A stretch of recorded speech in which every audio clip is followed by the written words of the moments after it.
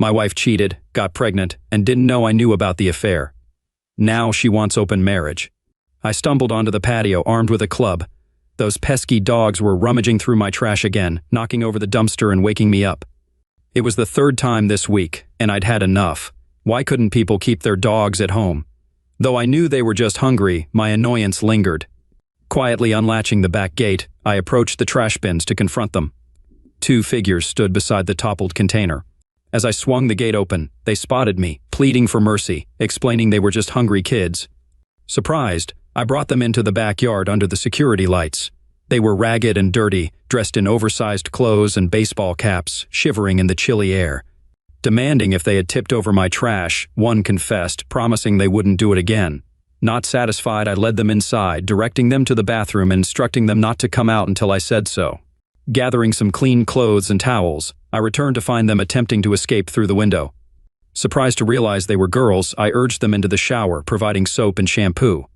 After a brief exchange, I left them to clean up and headed to the kitchen. Sorting through the fridge, I prepared plates of cold fried chicken, potato salad, veggies with sauce, pastrami sandwiches, pickles, and chips. Setting the table for their meal would make for a pretty good dinner, I mused. I hoped they'd enjoy the monster cheese, mayo, and mustard on their sandwiches. The bathroom door opened quietly, and a whisper drifted to the kitchen. A minute later, two of the most stunning girls I'd ever seen entered, with long dark black hair, olive skin, and the greenest eyes, slightly almond-shaped, high cheekbones, and the cutest little noses. They were a sight to behold. They seemed to be in their teens, maybe 11 or 12. It was amusing to see them in Brianna's clothes. She's tall and they were tiny, with sleeves and trouser legs rolled up. They resembled tramps. "Take a seat," I offered. "Want cola, juice, milk?" They both opted for milk. "I'm McKay North," I introduced myself, pouring the milk. "Who are you?" "I'm Maggie," said the taller one. "Short for Margaret. This is Stokely. Can we really finish it all?" "Have more if you want," I said. "I'll cook in the morning, but not at 2 a.m. "No, that's fine, thanks," Stokely replied. Maggie eyed me suspiciously. "What do you want from us? We're not up to anything." I chuckled. "Same here. If you're after my virtue, you'll be disappointed." They didn't quite grasp my humor. "I'm not interested in little girls," I clarified. They weren't fans of the label, but they started eating voraciously. "Slow down," I advised. "Chickens, no need to bolt. The chickens are dead, and the potatoes were never fast runners. You'll get a stomachache." They chuckled, eating more moderately. "Where do you live?" "There's an empty house down the block," Maggie explained. "We found a mattress and something to cover up with, but we're worried about hopheads moving in once they realize it's vacant." "Want a warm bed tonight?" I offered. They eyed me skeptically. "Not mine," I clarified. "I've got 3 spare bedrooms, well, technically mine too, but you get the idea." They chuckled nervously. "We've got no money," Stokely admitted. "We can't pay." "I'm not asking for payment," I reassured. "Why are you doing this?" she queried. "Why be so kind?" "Mac, call me Mac," I corrected. "Everyone does." "I'm just a good guy, not trying to be cute," I explained. "Ask my mom." This brought smiles. I liked it. I decided to make it a regular thing. "I'd want someone to be kind to me if I were in your shoes," I mentioned. They seemed to mull it over. "Can I snag some of these chips?" Stokely inquired. I passed her the bag and they both reached in while munching on their sandwiches. I finished mine and they seemed eager for more. I poured another glass of milk for each of them and they drank it down. I was amazed as they cleared off their plates and devoured all the vegetables down to the last crumb. They must have been famished. "Time for bed," I informed them. "You each have your own bathroom. Toothbrushes, combs, and such are in there. There's aspirin, stomach medicine, toothpaste, and floss in the first aid kits. If you need anything else, just ask." "Can we lock the doors?" Maggie asked. "Sure, but if I need you to, you'll have to unlock them promptly," I explained. They eyed me oddly, a realization dawning in Maggie's vivid green eyes. "He's worried we'll swipe something," she explained to her sister. "We won't, Mac. It's okay if you don't fully trust us. We're not entirely trusting you either." I chuckled. Fair enough. Mutual distrust it is. "Soon enough, you'll find you can trust me." "I hardly ever injure pretty girls," I quipped, eliciting another pair of radiant smiles. I think they appreciated the pretty part. They followed me to their rooms and I heard the locks click as I returned to bed. I lay awake for a while, pondering what led these girls to this situation. Why were they rummaging through my trash? Why were they alone? Where was their family? I resolved to get some answers in the morning. As I dressed, I heard the floor creaking in the hallway.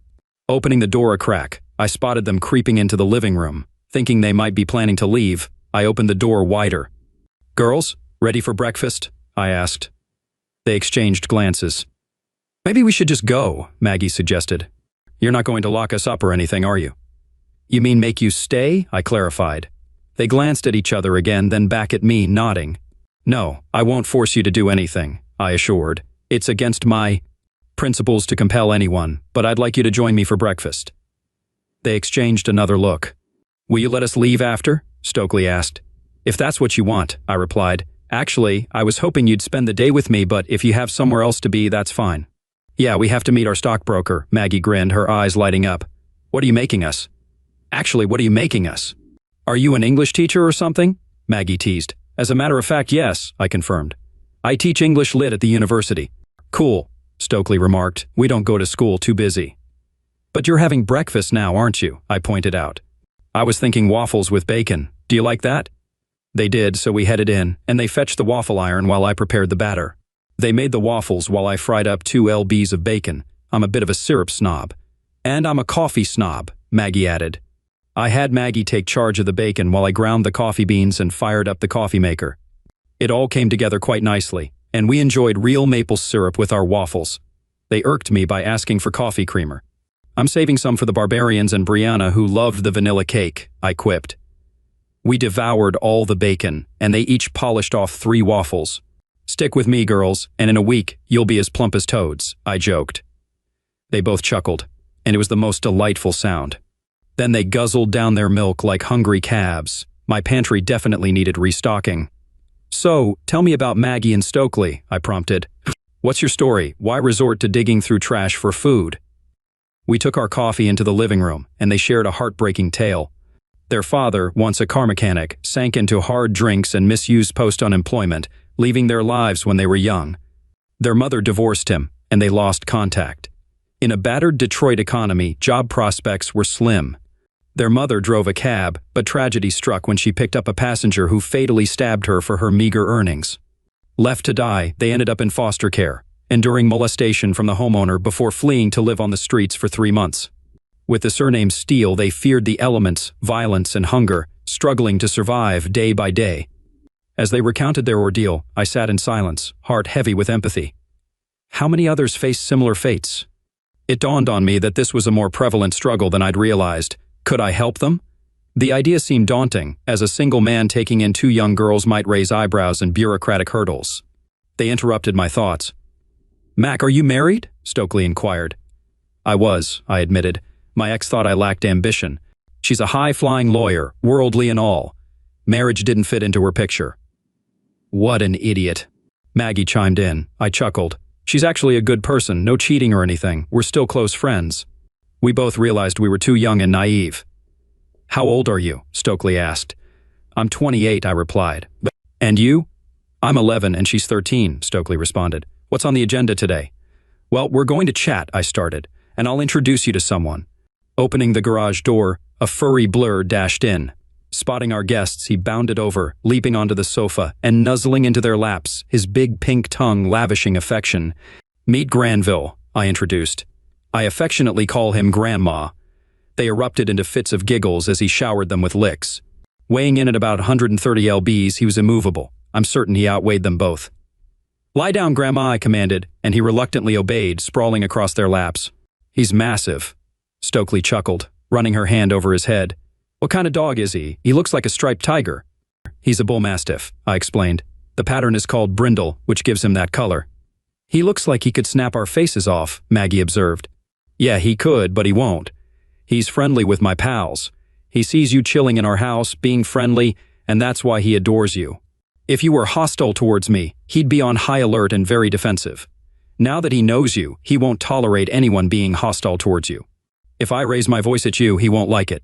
He cares deeply for those he loves." Stokely hopped down and draped herself over him, embracing his neck as he licked her hand. "I adore him," she declared. "He's so wrinkly and cute." "Does he stay in the garage?" "No, he's an indoor dog," I clarified. "Yesterday he got sick, so I put him outside to avoid making a mess in the house." "Why was he sick?" Stokely inquired. "He eats things he shouldn't, like sticks, bugs, and who knows what else. But he seems fine now." Gross, Maggie remarked. He licked my face.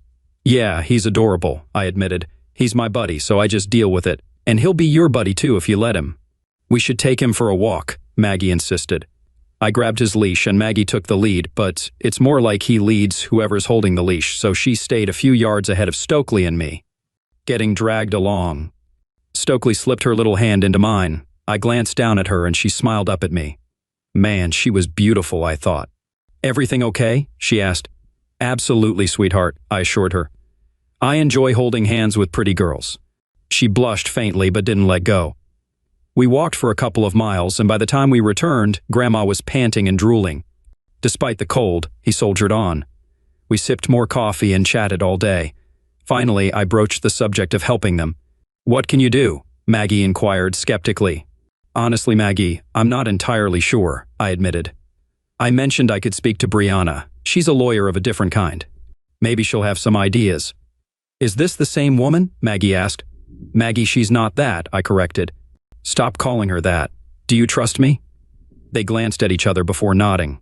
Yeah, I guess, Stokely replied. You've been really nice to us. Well, let's give her a call and see if she can make it, I suggested. You'll like her, just give her a chance.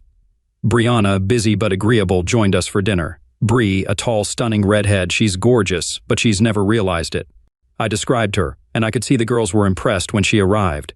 She greeted me with a passionate kiss and embraced both girls. You've replaced me? She teased the girls. No, Breezy, you're irreplaceable. You know that, I joked back. She seemed genuinely pleased. I assured the girls that we were still friends, which we were, friends with benefits. We still shared great closeness together, sometimes once a week or more, with fervent lovemaking during her week-long stays. She simply didn't have time for a husband, and I doubted she'd ever marry again. We cared for each other, but marriage wasn't in the cards for us. As lovers, we got along great, but as spouses, we argued incessantly. So, who are your new friends? She inquired, smiling at them, leaving them starstruck. I'm Maggie, and she's Stokely, Maggie introduced. Nice to meet you, Bree greeted them. You know this guy's dangerous, right? Not to us, Stokely remarked. I think he could be dangerous to someone he's enemies with. He has a club and a very large dog. Bree nudged Grandma with her boot, and he grunted in protest. Hey, big guy. She knelt down and embraced him. Do you miss me? He rolled his eyes but lacked the energy to lift his head. What's on your mind, Mac? She asked. Why'd you want to talk to me? Not that I mind being invited to dinner. He's a fantastic cook, girls, if you can motivate him. I think he cooked lamb chops. We've never had anything like this, Maggie remarked. Well, then I'm in for a treat. But what's the occasion? She pressed. We had dinner and I explained. We need your help, Breezy, I informed her. We're clueless about legal matters. The girls are orphans. Well, their father might be alive, but no one knows where he is. He abandoned them, and their mother was eliminated. They were in foster care, and some creep started intimidating them. They ran away and are living on the streets. They were rummaging through my trash for food, and I caught them. Now we're trying to figure out a way to keep them off the streets. She studied me for a moment. You want them, don't you? Goodness, Mac, you've always wanted children, and because I didn't give you any, you want them, don't you? I blushed. Yes, I do. I kind of do. What do you think is the best approach, Bree? I don't think it's feasible, she responded. No family court will give you 2 young girls. You're a solitary man. This is a recipe for disaster. They won't approve it. I glanced at the girls, who stared back at me with wide eyes. What's wrong? I inquired. Their gazes met before they broke into tears and rushed to hug me. You really want to keep us with you? Stokely choked out between sobs. I can't believe it. I never thought we'd find anyone. Anyone. She struggled to speak through her tears. I held them close. Yes, girls, I did consider it. You need someone to care for you. I need someone too. I thought maybe we could do it together. Their small bodies trembled as they clung to me. I looked helplessly at Bri as tears streaked down her cheeks. She glanced between the girls and me. Darn it, Mac, look at what you've done to me. Just when I think I've got you figured out, you surprise me. What am I going to do with you? There was a peculiar expression on her face, as if she were seeing me in a new light. Let me think about this for a few days. Girls, you're coming with me. It wouldn't work if you stayed here with Mac. It would ruin everything if anyone found out. Mac, we're taking Grandma with us. I can't leave him here, and he'll have to take care of them. She swept out of the house like a whirlwind, carrying Grandma with her, and drove off in her Mercedes. I'll call you, she promised. She called 3 times for about 30 seconds each over the next 2 weeks.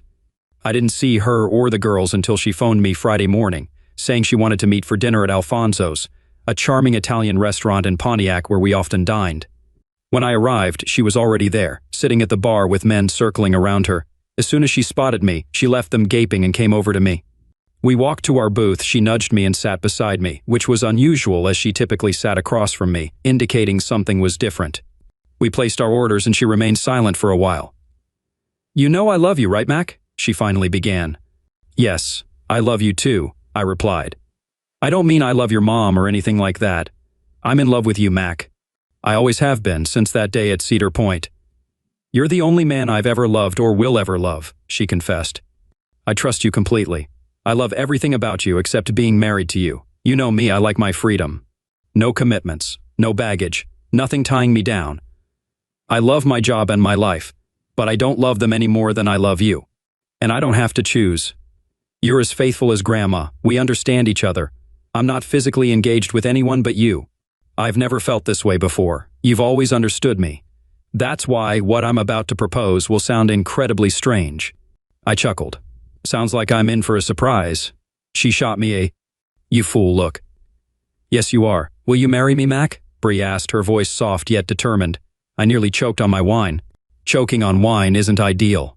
When I regained my composure, I sat there dumbfounded. "Stop playing around and give me an answer," she snapped. "Absolutely not," I finally managed. "Why, Bri? We just make each other miserable. We'll be at each other's throats in a month. What's wrong with what we have now?" "Nothing," she agreed. "This isn't about us. It's about the sweetest, most adorable girls on the planet, Mac. I'm head over heels in love with them. You turned my world upside down when you invited me over that night. They're desperate to see you. They cry and beg me every night to come and see you. The problem is, I won't give them up. I've never had as much fun and joy in my life as I have with them. None of us have a stable home life. No judge in their right mind would give them to any of us. But if we were married, they'd grant us custody in a heartbeat. So I need them, and I'll have to take you as part of the deal. If you want them, you'll have to put up with me. Can we make this work, Mac?" "I doubt it," I told her. "You're as troublesome as me. You come home drunk, you're always late for everything except work, and sometimes you don't come home at all or even call. Come on, Bree, we've already been down that road." "I know," she sighed. "But what if things could be different this time?" Her voice softened, pleading. "I can't wait to get back home at night now. I always let them know if I'm running late, and ever since they came into my life, I've only been having one glass of wine each night. I never imagined I could feel this way. Marry me, Mac. Give us a chance." Her eyes glistened as she looked at me, vulnerability on full display. "I think there's something we need to discuss," I interjected. "Go ahead. What's on your mind? Are we just going to talk in circles here?" "Tell me what's on your mind. Do you want me to start?" she asked, her fingers playing with the edge of her napkin. I took a long sip of my drink and motioned for another glass of wine from the waiter. "Go ahead," I encouraged her. "What drives me crazy about you is your need to control everything," she declared. "You want to know every detail of my life, where I am, who I'm with, what I'm doing, when I'll be home. It's like you're paranoid. If you could just let go and allow me to be myself, maybe we'd still be together. But you'll never be able to do that. It's maddening. Surely you know by now that you're the only person I've ever been interested in. You do know that, right, Mac?" "Yeah, probably," I admitted. "It used to get under my skin. I was afraid you'd find someone else and leave me." "That's never going to happen," she assured me. "I haven't even thought about another person since the day I met you. Sure, I go out to dinners with clients and colleagues. I hit the dance floor with groups, both men and women. I'm having fun. That's just who I am. But since meeting you, no one has ever come close to touching me lovingly, and they never will. Do you believe me?" "Yes, I do. It's the same for me. I trust you, Bri. I know you'd never do anything to hurt me. You're just so carefree and independent. I'm as in love with you as I was on our wedding day. I think you feel the same about me, and we were comfortable where we were," I acknowledged. "Well, I'm not comfortable with that anymore," she stated firmly. "There are two girls who need a family. I love them nearly as much as I love you. I love them more than my job. I want to be a part of their lives, and I can see that can only happen if we do it together. So, will you give me a chance, Mac? Will you marry me and try to love me so we can have this family together?" I sat in silence, processing her words. Could I really go down this road again? Was it worth the risk of reopening old wounds? "I'll never have children of my own. I'm too vain and selfish for that," Bree continued. "But we can take these girls. Marry me, Mac, and I'll do everything I can to make you incredibly happy." "Okay," I finally acquiesced. "Clearly, you've had time to think about this. Give me some time too, okay?" She glanced at her watch. "You've got 20 minutes, she informed me. "Oh great, so now there's a deadline," I quipped. "Yes, they'll be waiting outside in 20 minutes, she confirmed. "They should arrive in 10 minutes. They'll walk with Grandma for about 10 minutes, then a car will pick us up to take us to your place." We wrapped up our meal quickly and stepped outside. A limo was waiting, but the girls were still absent. The driver mentioned they were out with the dog, not seeming too pleased about it, perhaps due to potential drool on the upholstery. After a short wait, I spotted them hurrying toward us. "Let go, Maggie," Stokely urged as they neared. "There's a sketchy guy eyeing us. Grandma's not a fan," he growled. Glancing down the sidewalk, I noticed a young man approaching. He looked about 20, adorned with tattoos and piercings, his attire giving off a wannabe tough guy vibe. "What's your deal?" he snapped at me. "Nothing. We're leaving," I replied. "Looks like everything's yours." "A fancy jacket, lovely ladies, and a big ride," he remarked. "Seems like you're flush with cash." The guy was out of his mind. I towered over him by 8 inches and outweighed him by at least 100 pounds, not to mention lacking his protruding gut. "You best be moving along, buddy," I warned. "My dog here is not fond of you." "Closing in on about 40, he retorted. "But I ain't scared of no dog." His hand reached under his jacket to his waistband, revealing a glint of metal. Without hesitation, I delivered a swift kick to his chest, sending him sprawling backward. A weapon tumbled from his waistband to the ground. Startled, Maggie dropped. Grandma's leash. As the guy lunged, Grandma shielded his face as Grandma clamped down on his forearm, eliciting a pained yelp and a torn sleeve from his hooded sweatshirt. "Up, Granville," I commanded, and he obediently resumed his place beside me. The assailant, now sweating on the ground, gazed up at me as I approached, Grandma at my side. "Go ahead, Grandma," I instructed. Grandma lunged forward, his massive jaws closing around the man's neck, freezing him in terror. "You're a real piece of work," I spat at him. "Got a few screws loose?" His head nodded ever so slightly, terror etched on his face. "Say it," I demanded. Silence ensued. "Bite, Grandma," I urged. A muffled scream escaped the man as blood trickled down his neck, Grandma's powerful jaws sinking into his flesh. "Say it," I pressed. "I'm a piece of work," he choked out. "How much cash you carrying?" I interrogated. Handing it over reluctantly, he reached into his pocket, prompting Grandma to tighten his grip. "Slowly," I cautioned. When he turned over, he produced a bundle and passed it to me. "Release him, Grandma," I ordered. Reluctantly, he obeyed, and the man hastily backed away. "I'll give you a 20-yard head start," I warned. "After that, he's coming for you. Suggest you make tracks with the speed of a sprinter." The man darted off, but his pants slid down, causing him to stumble. Hastily readjusting, he fled, clutching his trousers with his uninjured hand. I yelled out, "You need a belt." Turning to the girls, I found all 3 of them frozen in astonishment. Swiftly, I kicked the weapon into the storm drain.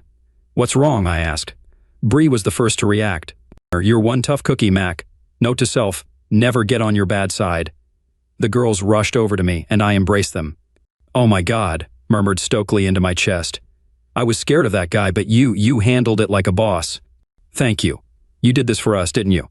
"Well, no one messes with my girls," I reassured her. "He left you a little something for your college fund," I added, handing her the bundle. She counted it. It totaled $700. He must have robbed a few more unsuspecting folks. Later, she split it with Maggie, and we piled into the car. Glancing back, I hugged Maggie and noticed something. "A van is pulling up," I remarked. "I know," Bree confirmed. "It's got some of our stuff." I arched an eyebrow at her. "Yeah, I'm aware I tend to take a lot for granted," she chuckled. "Girls," Mac addressed them, "we're tying the knot again and keeping you with us." They gasped and squealed. "Really?" Maggie turned to Mac. "She's not so bad after all. You were right. We adore Bree. She's been so good to us. We've got heaps of new clothes, and she got us into this amazing school. We'll make you proud, promise. We won't let you down." "We know you won't, honey," Bree reassured them. "Don't sweat it," she added. I was somewhat stunned. I tried to speak, but the words eluded me. "You okay, Mac?" Stokely inquired. Bree chuckled. "He's not. He goes into full-on panic mode. His perfectly ordered world's turned upside down. His house is always immaculate, everything's in pristine condition. We'll have our underwear hanging in his shower, mix up his books, leave rings on the coffee table. It'll drive him nuts. I honestly don't know how he'll cope with Granville. We'll have to love him so much that crumbs on the table won't bother him." "Or can we handle that?" I groaned. "I never agreed to any of this," I said. "Bree's like a hurricane, sweeps us off our feet, turns everything topsy-turvy." "Do you love Bree?" Stokely asked me. "Yes, but from across town," I tried to clarify. But we all need to be together, Maggie chimed in. They all burst into laughter at this, and I couldn't help but join in. It was all so absurd. How did things spiral out of control like this? As usual, Brianna had managed to turn my little mission to help some girls into a full-blown marriage and adoption plan. Small actions can really throw your life off course, I mused. This is a harebrained scheme, I told Bri as we arrived at my house.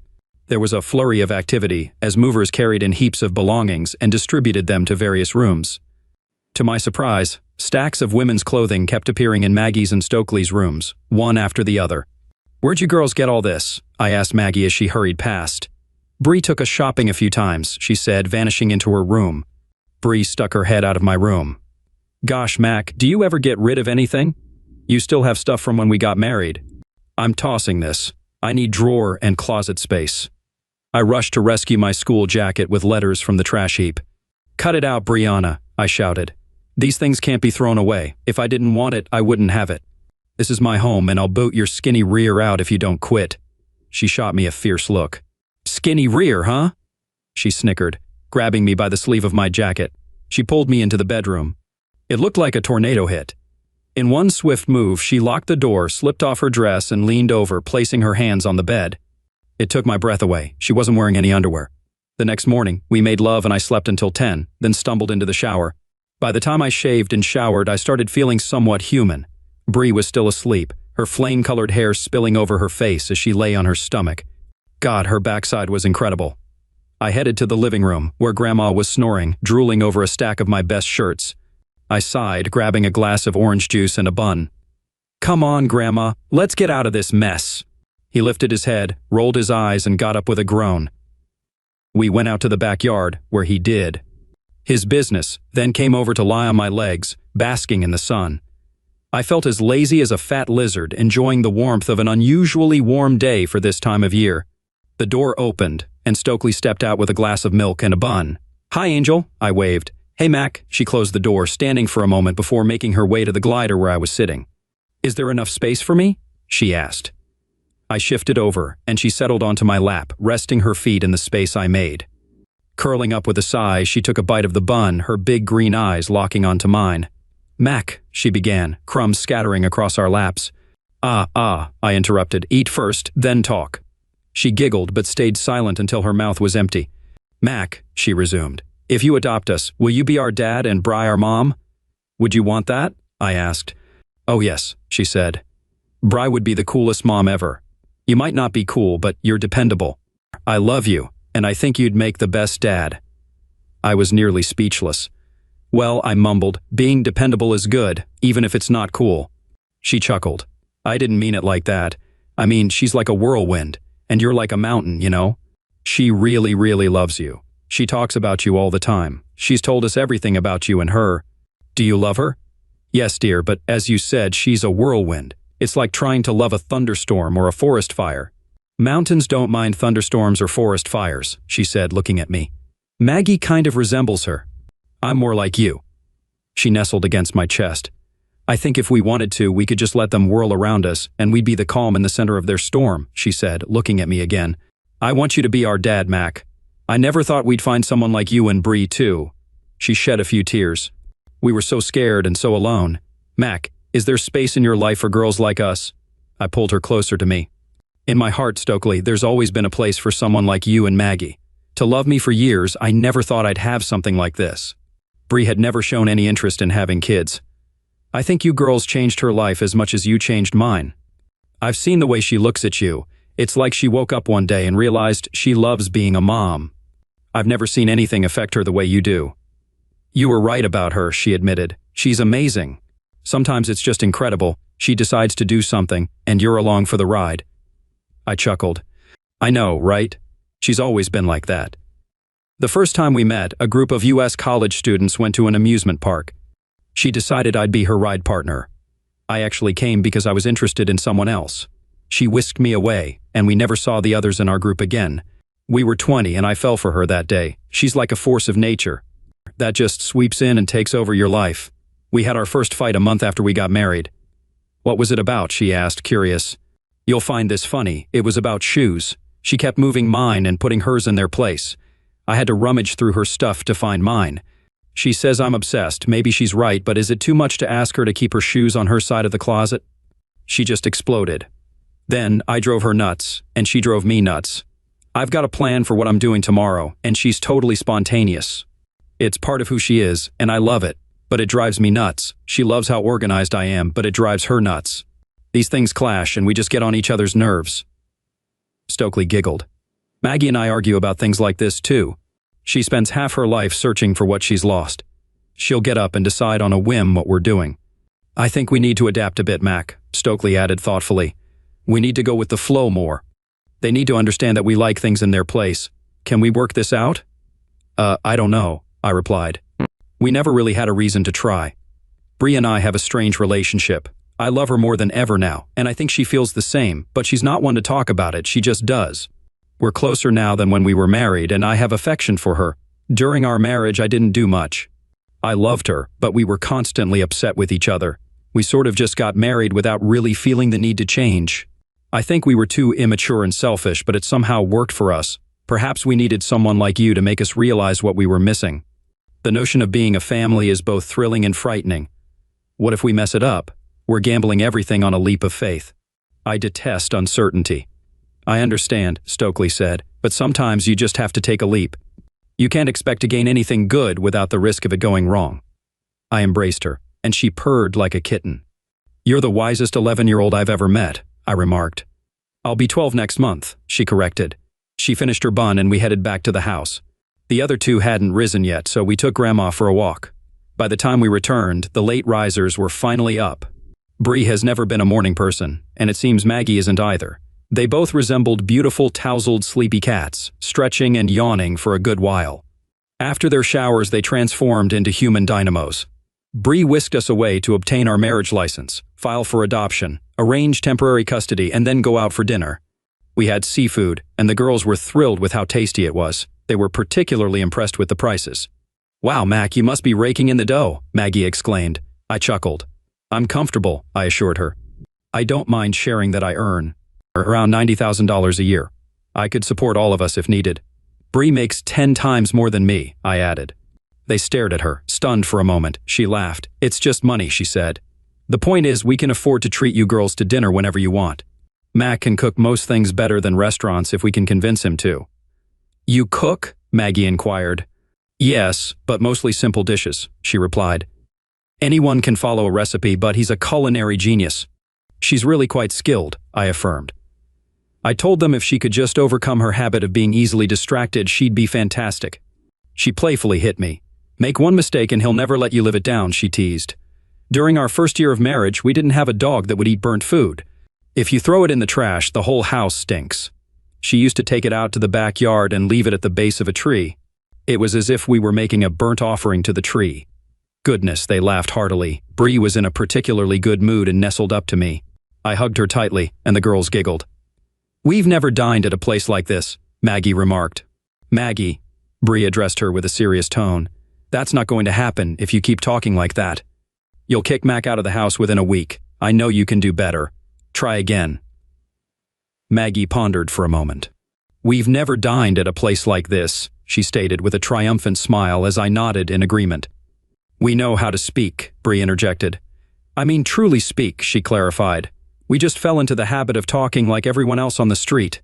We attended school until my mother passed away. We excelled academically. I believe in you, dear, I reassured her. I'm confident you'll succeed. Though we're from Detroit, we possess sophistication. The girls appeared on the verge of bursting with pride. Bree also gave them etiquette lessons. They mimicked her attire, learned her mannerisms, and emulated her grooming habits. After 6 months, one might have assumed they had been raised and educated in New England amidst high society for their entire lives. They adapted quickly, excelling academically. That evening marked the beginning.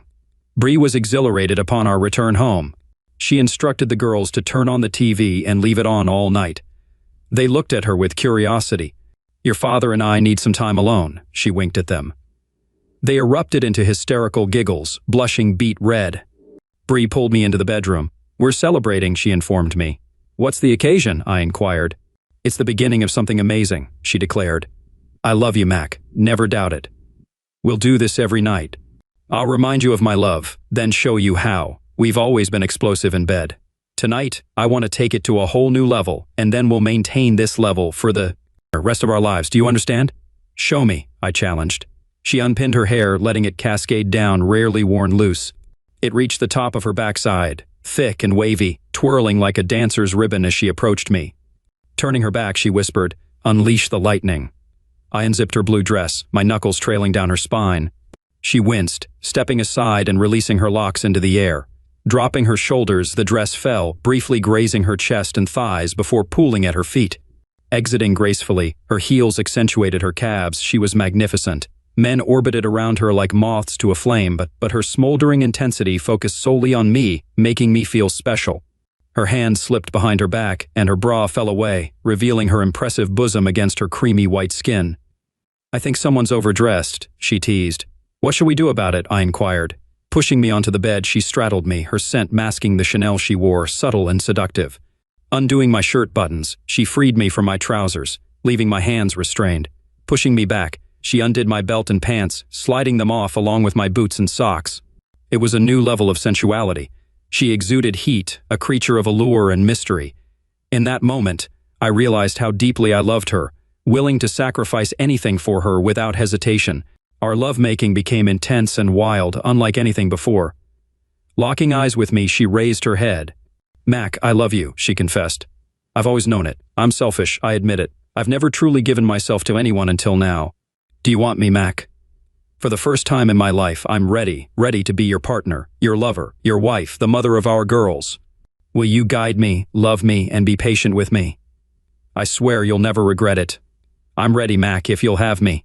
Do you love me as much?" I silenced her with a passionate kiss. "I love you more than anything," I declared. "But you'll need to guide me too. Be patient with me as I am with you. I've always loved you. Together, we can do this. I'll do anything for you," she whispered. "For the girls too. I never imagined I could feel this way. They came into my life, and I can't help but love them. I'm scared, Mac, terrified I'll be a bad mother. It's always been my fear, which is why I never entertained the thought of having children. I fear I'll ruin them. I don't know how to be a father either," I chuckled, "but I suspect I'll be a great one. It's something you learn by doing. No one knows what they're doing until they do it. I don't know how to be a husband either, at least not a good one. We messed up the first time, Brianna." "I know," she whispered. "Mostly me. I was so immature. Sure, in many ways I still am, Mac, but I'll try my best to grow." "Yes, me too," I said, holding her close. Eventually, we drifted off to sleep. Upon waking, we took a shower together, giggling like school children. After drying off, she slipped into her pajamas. "What's the plan?" I inquired. "If I'm not mistaken, we'll have guests soon," she replied with a smile. "You better get dressed too." "I'm too lazy to get up now," I groaned, throwing on some boxers and a t-shirt. Within 10 minutes of getting back into bed, there was a knock at the door. "Come in," Bree called out. Stokely popped her head in, her face lighting up at the sight of us. She darted across the room to join us, inadvertently leaving the door ajar, allowing our furry friend to saunter in and settle across our legs, purring contentedly. A few minutes later, Maggie joined the fray, and we engaged in an impromptu wrestling match with Grandma. Despite his size, Grandma emerged victorious. We bundled him up in a blanket and escorted him out of the bedroom. Finally free from his presence, we all piled back into bed for some cuddles. About 30 minutes later, hunger pangs struck. So we headed to the diner for breakfast at 2 p.m. Bree announced that we had an appointment but kept the details under wraps. She led us to the municipal court. "What's going on?" I asked. "The most important case of my life," she chuckled, ushering us into one of the courtrooms where the magistrate awaited, asking if we were ready. "Ready for what?" I wondered aloud. Bree knelt down, producing a box from her purse. "Mac, will you marry me again?" she asked. "This time, I promise it's forever. You know I never stopped loving you or wanting to be your wife. You're the only man I've ever loved or will ever love. Please, Mac, marry me." In the box were our wedding rings along with hers. "Are you sure, Brianna?" I inquired. "I've never been more sure," she said, turning to the girls for support. "He's so stubborn." "Yes, please, Mac," they chimed in. "Bri really loves you. We want to be a family. We love you too, and we love Bree." How could I say no? It took about 10 minutes, and it was official. Bree treated us to dinner at a new Greek restaurant to celebrate. As I looked around, I saw my future unfolding before me. The most beautiful woman in the world as my wife and 2 lovely daughters, who would grow into remarkable women. Could we make it work? Only time would tell. It took about a month to gain custody of the girls. Bree worked tirelessly to make it happen. When we finally did, they were overjoyed, and we were ecstatic. Bree sold her apartment and we settled into life in my house. I worried that Bree and I might get on each other's nerves, especially at first.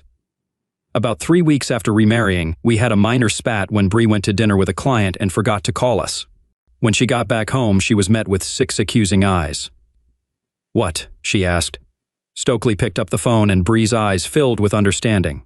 She opened her mouth and burst into tears, gathering us all on the couch. She knelt down in front of us and started sobbing. "I'm so sorry," she managed. "I just forgot to call. I should have. Please don't be mad at me. I'll try not to do it again. I can't promise, but I'll tell my assistant to remind me. I was so focused on finishing the meeting and getting home. Do you forgive me, Stokely, Maggie, Mac? I'm really sorry." Bree rarely apologized, maybe a dozen times in her life. This marked the start of a completely new dynamic between us. We both made efforts to keep each other happy, and the girls were incredible at helping us. Sometimes it felt like they were the adults and we were the kids. We had a few minor disagreements, but I'd never felt so content and happy. There was a private school on the campus where I taught, and Bree enrolled the girls there. They traveled with me to and from school, and during these trips we bonded. They confided in me about everything, filling my life with their enthusiasm. After classes, we'd head home. They'd do their homework, usually taking a couple of hours. Once they were done, we'd take Grandma for a walk. Dinner started at 5 if we were eating at home. Bree usually got back by 6:30. If she was running late, she'd call, and on those nights, we'd dine out. When Maggie turned 16, Bree asked what she wanted for her birthday. She said she wanted her driver's license. She studied and practiced for 2 weeks and passed the exams on her first try. The night before her birthday, Bree brought it up in bed. "I want to buy her a car," she said. "What kind?" I asked. "A new Camaro convertible," she replied. "How much?" I inquired. "Does it matter?" she retorted. "No, not really," I replied. "I just like to know everything, Bree." "I know," she said, kissing me. "I think we can get the one I want for around $60,000. I whistled. "That's a hefty price tag, but she's an amazing girl. She deserves it." "Yes," Brianna smiled. "There's been a lot of bad in their lives, Mac. Let's make sure they only have good now." We ordered the car, bright yellow with black stripes and interior, a big V8. Against my judgment, Brianna thought it would hold its value better, and she was probably right. Either way, I knew it would drive Maggie crazy. When the car arrived, we parked it in the garage as it was time to leave for school. The girls grabbed their bags and followed me to the car. Bree was in the garage and I didn't unlock the doors. "Dad," Stokely said, "let us in." "Not today," I said. "You'll drive Maggie? Mom isn't going to work?" she asked. "No, she's leaving," I replied. "Then how will I get there?" she asked. I pressed the garage door opener. "You're driving," I said, pointing inside. Her eyes widened and Maggie began to cry. I jumped out of the car and Brianna rushed down the driveway. We hugged Maggie together. "What's wrong, dear?" I asked. "We thought you'd be happy. This is your car. We're giving it to you for your birthday." She tried to speak, but she was too upset for us to understand. She buried her face in my chest, and we held and comforted her until she calmed down enough to talk. Stokely joined us, and finally we got Maggie to speak. "I don't need a car," she choked out. "I love you guys so much, and this is too much. We don't want you to feel like you have to buy us things. Stokely and I already talked about this. We don't need anything. We just need you to love us." She broke down again. "Honey, we really do love you," Brianna reassured her. "We love you both, more than anything in the world. Having you girls is a dream come true for both of us. We love buying things for you. We work hard and earn a lot of money so we can buy things for our girls. Making you happy is how we show our love. It might not be a grand gesture, but it's our way." Stokely was in tears now too. I kissed them both on the cheeks. "Let's go," I said. "This is a really cool car. Let's at least go take a look." They wiped their eyes and let me lead them to the garage. I opened the door for Maggie, and Brianna helped Stokely into the passenger seat. Maggie gripped the steering wheel and looked at me. A smile spread across her beautiful face. "It suits you," I told her. "Start her up." The powerful V8 engine roared to life, and they both trembled with excitement. I closed the door and tapped on the window. Maggie lowered it, and I kissed her again. "See you at school," I said. She pulled out onto the street and paused. Bree and I stood nearby, watching. Then her door swung open, and she leapt out, throwing herself into our arms and showering us with kisses. "I love you so much," she repeated. "Thank you. You're the best mom and dad in the world." She dashed back to her car and they drove off. I turned to Brianna, who was crying like a baby for some inexplicable reason. Tears filled my own eyes. "Look at us," I said. "You'd think there were 3 of us or something. That was a wonderful idea, Bri. You're an amazing woman." We hugged each other tightly for a long while. I knew I'd be late for class, but I didn't mind. When Stokely turned 16, we gave her the same car. It wasn't as emotional, but it was still special. We took them to Hawaii and bought them bikes when they graduated from high school. Maggie was already in college. The day Stokely started college, I came home to find Brianna crying on the couch. I sat beside her, hugged her, and we sat in silence for a while. She rested her head on my chest and cried softly. Finally, she looked up at me, tears filling her big blue eyes. "Our kids are all grown up, Mac," she said. "I know," I replied, kissing her. "It's what kids do." She cupped my face in her hands, looking into my eyes. "Let's have another one, Mac," she said. "This time, just you and me. I want a baby, Mac." Overwhelmed, she started crying again. "I never thought this would happen. I love you so much, and I already miss them terribly. I want to experience it all over again. It was so incredible. I know they're only 60 miles away, but I miss them." "Me too, kitten," I said. "Maybe if we're going to have this baby, we should go practice." She gasped, staring at me. "Really? Do you want that? I mean, to have a baby?" "Of course," I said. "I hope it's a red-haired girl like you." "I love you with all my heart, Brianna." I scooped her up and carried her through the empty house to our bedroom to start practicing. We had to shoo Granville out, but I found I rather enjoyed making babies. As I drifted off to sleep, the picture on the nightstand of Maggie and Stokely held my gaze. They didn't look like a Ford, not at all. My wife tried to pass off another man's baby as mine, so I left her with absolutely nothing. I, 37 male, and my wife, 37 female, have been together for about 15 years, married for 10 of those. Back during the days when we were still dating, we were really big on children. I had a lot of siblings growing up, most of them younger than me, and I've always been great with kids. My wife has also always pictured a family with 3 or 4 children since she was young, so we were well in sync on that. Unfortunately, as you grow older, you realize that everything doesn't always go the way you want it to. After we got married about 10 years ago, that quickly became clear. We had dated for about 5 years, so we never felt the need to take our time with anything. We went straight to trying to conceive, but it just didn't work for us, which was very sad. When I say that we tried everything, I really mean it, even things that you normally know wouldn't work. But we were so desperate for a baby, so you really can't blame us for going all the way. Well, here's a bit of a spoiler alert. It's been 10 years, and we don't have a baby yet. That's a major part of what I'm writing this for, as you'll soon realize.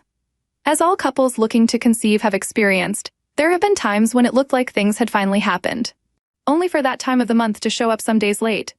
There were about 2 instances where we actually got a positive pregnancy test, but about 2 months later, in both cases, she miscarried, which was extremely painful for both of us to experience. I know I'm talking a lot about things that have happened in the past, but I think it is very important for you to understand how important it was for both of us to have a child.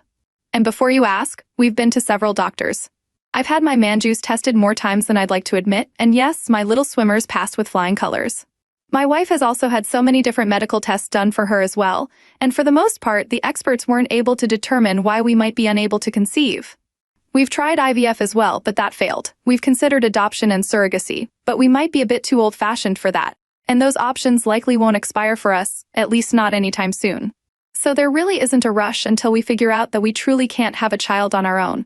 Also, it's important to realize how much we've gone through at the hands of relatives who both come from rather traditional families, which is likely why we're so big on kids. However, not being able to have our own children yet has backfired, because traditional families like ours see children as almost a necessity, and without them, you've somehow failed at life. I blame very strong religious beliefs for that. My wife got most of the brunt from both sides of relatives, though I haven't been exempt myself, especially with male relatives liking to make dumb comments about how they've never seen a man from our family unable to put a baby in someone. Again, I've gone through all the tests a man can go through, and I really don't think I can be convinced any further that there's nothing wrong with me. Anyway, that's enough blabber. Let me get to the actual story. My wife and I sleep with each other very frequently. It used to be because we were trying for a baby, but at a point, it just kind of became a habit, even after we got to a point where both of us seemed to mostly accept that it wasn't going to happen for us. On my side, though, I wanted to know that I tried my best to have a child of my own, so I wouldn't start to wonder whether I could have done more by the time I'm 80. So, since we do the deed so often, there's really no room for me to suspect foul play. On the rare occasion that we think she's pregnant, this time around, she missed her period and we started to get excited. But of course, we had to temper that excitement because we've gone a decade without any luck in the pregnancy department, so why would we put all our hopes on a missed period? However, after the next period was missed, my wife decided to do a pregnancy test, and lo and behold, it was positive. Honestly, I was ecstatic. Sure, there was a bit of doubt and apprehension that she'd miscarry like the other times, but I think that side was a lot less than I thought it would be. I felt like being very positive about it would help the chances of the pregnancy being seen through to the end, though of course, 9 months is a very long time. But I had hope. Well, very thankfully, the pregnancy actually got to the 5-month mark. And I genuinely don't think I've ever been happier in my entire life because we had never had a pregnancy last that long before. Honestly, I had been hopeful, but there was a part of me that never imagined I'd see a pregnancy get to that point. My wife was so happy too, obviously, and I was glad to see her like that because she really got the worst part of the scrutiny from relatives, and this was like a big middle finger to all of them. In fact, I noticed that my wife's relatives were so much nicer to me than they ever were, and while it sucked that it seemed that part of their kindness was locked behind us having a baby, I was glad to have it regardless. Now, the part where I realized that something might have been wrong was when we were watching a local TV show, and there was a plotline about a woman who cheated on her husband and got pregnant with her lover's baby. This is a show that we watch quite a bit, but I noticed something was off when my wife said that she wanted to watch something else. She wasn't too pushy about it, and when I asked why she wasn't interested anymore, she put it on the pregnancy. A lot changes when a woman is pregnant, so honestly, I wasn't too suspicious about it. I eventually switched to another program, and she seemed to be more settled at that point. But for the rest of the night, she was acting odd, and I noticed her shooting me glances. But apart from that, I didn't dwell on it too much. I think it became evident that I had to figure things out when my wife and I were watching TV on another day, a few days after that. I remember it was a weekend, and the exact same episode of that show came on as a rerun. Her reaction was very similar. She suddenly didn't feel like watching it anymore. That was when I realized that I might have to get to the bottom of things. I asked her if she was okay, and she said that she was, again citing the pregnancy as the reason for her wanting to watch something else. That time around, I didn't notice any odd behavior, though maybe I simply wasn't as observant the second time. I was really overthinking things at that point. The day after, which was just a few days ago, I spoke to one of my good friends about the whole situation. And he was the one that made me see that it could potentially be a case of my wife feeling uncomfortable with what had happened in the TV episode, because that's what she was guilty of. Honestly, it sounded very ridiculous to me, but the more he spoke, the more it started to make sense. The thing is, I didn't want to accept what he was saying, because that would potentially mean that what is supposed to be the happiest moment of my life is about to turn into a whole case of treachery and infidelity.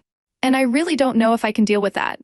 Honestly, I'll admit that part of me doesn't even want to dive into this to potentially find the answers because I'm afraid that what I find could devastate me. And after waiting for so long for a child, I'm not really sure whether I could take that if it were to happen. So, that's what brings me here. I've tried my best to drop all the details I can about the situation. Hopefully, you guys might have a theory or two about why that specific episode of the show makes my wife so shifty, and maybe it has nothing to do with what happens in that episode. Maybe it really just is the pregnancy hitting her at the worst times. I'll stick around to read comments and answer the ones that I can. Edit. So, I see some people asking me to detail her reaction to the episode a bit better, so I'll try to. When the show came on and the episode started, she settled in with excitement the way that she always does, especially when it was clear that it was an episode that we hadn't seen before. However, as the plot points started to become clearer and clearer, I noticed that her excitement wasn't as noticeable as before. Again, I didn't think too much of it at the time because her reason for it was very valid. However, it was the second time.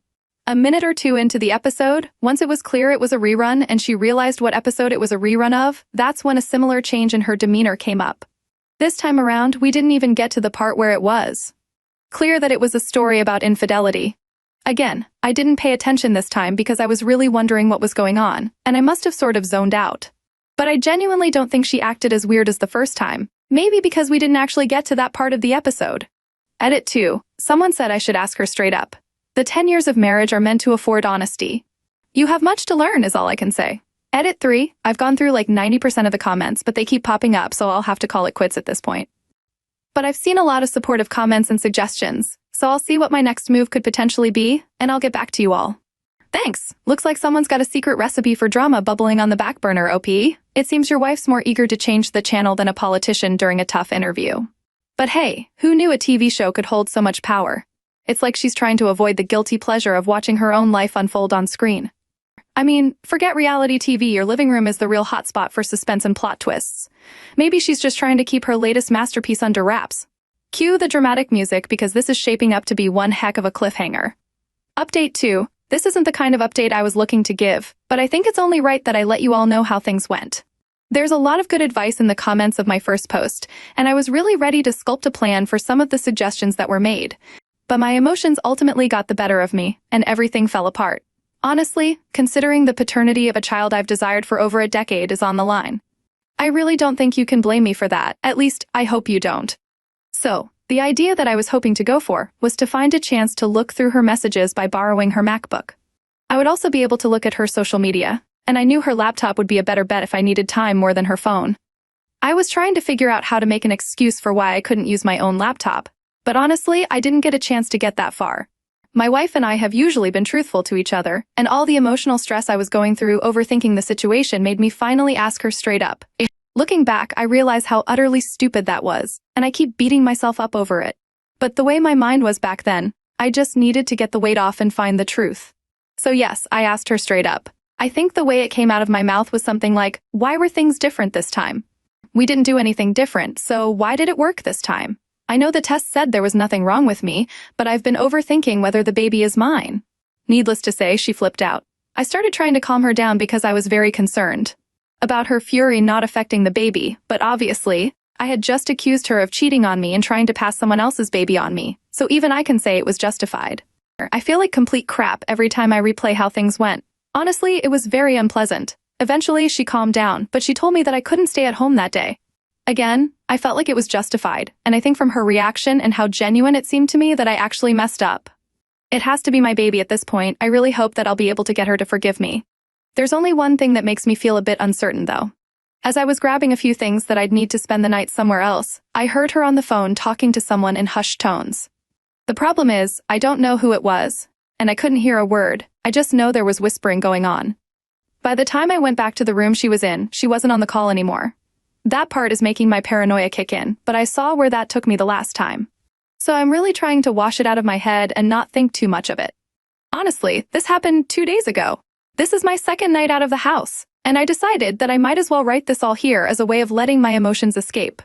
I'm looking forward to what you all have to say about the situation, though I'm afraid your input may eventually lead to even more overthinking. I can handle it though, I hope. Let it rip, pending whenever my wife will let me back home. Edit, this is what I was afraid of. Someone said that her anger was simply good acting, and maybe being kicked out of the house is a ploy for my pregnant wife to move her lover in for a few days and roam around. I don't know why, but I think that is very unlikely, well, the move-in part, at least, because now I'm overthinking whether she's now more openly engaging with him since I'm nowhere around. The situation isn't fun. Edit 2. Okay, so the general consensus is that her episode of rage doesn't necessarily mean that she's innocent. Apparently, I'm too trusting. Though she's my wife, so I should trust her to some degree, right? I do see the point everyone is making. I had a cheating partner when I was much younger, and gaslighting comes easy to them. So I think I'm going to agree that I was too quick to accept her anger as the answer that I was looking for. Edit 3. So this might be a bit of a longer edit, but it should be the last one for now. I'm back at home, though it took a total of 4 days for me to be let back in. I'm back now, though, and that's what matters. There was a whole period of awkwardness, but things sort of got back to normal relatively quickly. Almost as soon as they did, I decided to use my brain this time and keep my emotions under wraps. I decided to go through with the laptop plan that I had, and I actually got her to hand the laptop to me, apparently with no suspicion. The problem is, I found nothing. There wasn't a single suspicious person in her messages, and trust me, I went deep through the messages of the people who were unfamiliar to me. I checked her Facebook too, but I couldn't check her Instagram because it wasn't logged in on her computer, so I couldn't take a look at that. But honestly, there didn't seem to be anything amiss. The only thing of note was that she seemed to talk quite often with a guy called Ryan, but I dug through her messages and found nothing even remotely inappropriate. Again, I may be overthinking things, but now I'm wondering whether things were too clean. Maybe she got rid of everything close to inappropriate between her and Ryan. The thing is, I know there's no way for me to prove my theory unless she slips up, so for now, I'll just keep observing. But I just want to say I really want to be proven wrong. I don't know if I can take the heartbreak of being on the cusp of becoming a father and having that taken from me. I'm scared of what I'll become if it happens. Hopefully it doesn't. I really hope it doesn't. First off, kudos for trying to be all sneaky with the laptop plan. But let's be real here. Trying to play detective in your own marriage is like trying to juggle flaming swords while riding a unicycle. It's bound to end in disaster. And speaking of disaster, let's talk about that awkward 4-day hiatus from home. I'm guessing it felt less like a romantic getaway and more like an extended episode of Survivor Marriage Edition. But hey, you made it back in one piece, so that's something, right? Now, about this whole Ryan situation sounds like a real nail-biter. I mean, who knows? Maybe Ryan's just a really good listener who happens to share your wife's love of cat videos and conspiracy theories. Although, that's highly unlikely. I think you know exactly who Ryan is. Update 3, again, I've messed up big time, and I don't even know who to blame beyond myself, honestly. It was another case of me starting to lose my mind because of the uncertainty of the entire situation. I'm the kind of person who, when feeling like there's a 10% probability of something being a lie, starts to get paranoid and overanalyze that 10% until I can get a solid answer. At this point, once I started to doubt that the child was mine, that was when things started to go to crap. I'd blame my friend who suggested the scenario first, but most of you agreed with his assessment of the situation, so I suppose I was just too dumb to see it myself. Anyway, I'll cut to the chase and say that I ended up talking with my wife regarding the situation again. I knew it could potentially end horribly, so I started the entire conversation trying to paint my emotions in a way where she'd understand that I wasn't accusing her outright. I just needed the reassurance at this point. True honesty wasn't enough for me, so I needed conclusive evidence so I could go back to living my life normally. Boys, I asked her to do a DNA test. Big flipping mistake. We sat in the living room, and after I explained everything, to which she quietly listened and didn't explode like the last time, I suggested that she'd go for an uterine DNA test. I had done some reading, and I realized that I didn't even need to wait for the baby to be born before it could be made certain whether I was the father. All it would take was a blood sample, and I told her all of this. She listened in absolute silence and didn't say a word until I asked, "What do you think?" Yeah, it didn't go well. She simply stood up without a word and went into our bedroom. From the sound of things, I knew that she was packing clothes. A DNA test is probably never going to be an easy thing for a man to ask a woman to get. I don't know whether there's a trick to it, but I suppose a happy marriage might be shaken heavily by a paternity test request. I get it, but I wish she understood where I was coming from too. I simply needed to be reassured. It seemed like the only way to stop me from going crazy because I was about to have my first child after waiting for so freaking long. And the sudden success had me so concerned. I know how stupid it sounds and how unfair it is to her, but that means that there was no way to get what I really wanted after so long that I wouldn't have been suspicious of her. Maybe things just finally clicked and all the stars were aligned right, but I still needed the reassurance. I know it makes me an insecure guy. I've told myself that already. She eventually left the house. I tried to stop her, but she just wordlessly held a hand in my face, and I just let her go. I felt so defeated because even an idiot could have told you that crap wouldn't have ended well, but it was such an impulsive thing. Anyway, she's walked out on me, and she's not picking up my phone calls. It's been a week already. I've been able to speak to her sister, with whom she's currently living, so I know she's fine and I know where she is. Her entire family hates me now and has spent every brief opportunity since cursing me out. The part that hurts the most is that I'm finally about to have a baby, and I have soured the entire thing. She told me that she wants a divorce over text, and I haven't had the guts to reply. I'm in no rush to pursue that. And I doubt I'm going to be served at any point before the baby is born because that's the last thing you want to waste money on with a baby on the way. So yeah, if you were hoping for an update where I came out justified and validated, having realized she was cheating on me with her fitness instructor, this isn't one of those stories. All I can really say as the moral of the story is to think before you do rash things like I did, or maybe try and find other means to find the truth. When I didn't see anything on her phone, I should have known there was nothing to be found. That's it for me. I mean, asking for a DNA test is like bringing a sledgehammer to a game of Jenga. Sure, you might get some answers, but you're also guaranteed to bring the whole dang tower crashing down. And from the sound of it, your tower of marital bliss is now in ruins. But I feel like your wife lit that fuse a long time ago. And speaking of regret, let's talk about the text message bombshell, "I want a divorce." Ouch. It's like your life turned into a country song overnight, complete with heartache, misery, and a choir of disapproving in-laws. But then again, why would your wife want a divorce unless she had someone to take care of her, and whoever's baby that is? Update 4. I can't believe that I'm back here posting. It has been about a year since my last update. I came here with a story about finally conceiving with my wife after trying for over 10 years. I basically accused her of cheating because I felt like some minute signs were pointing to infidelity. And I overthought my way into a separation.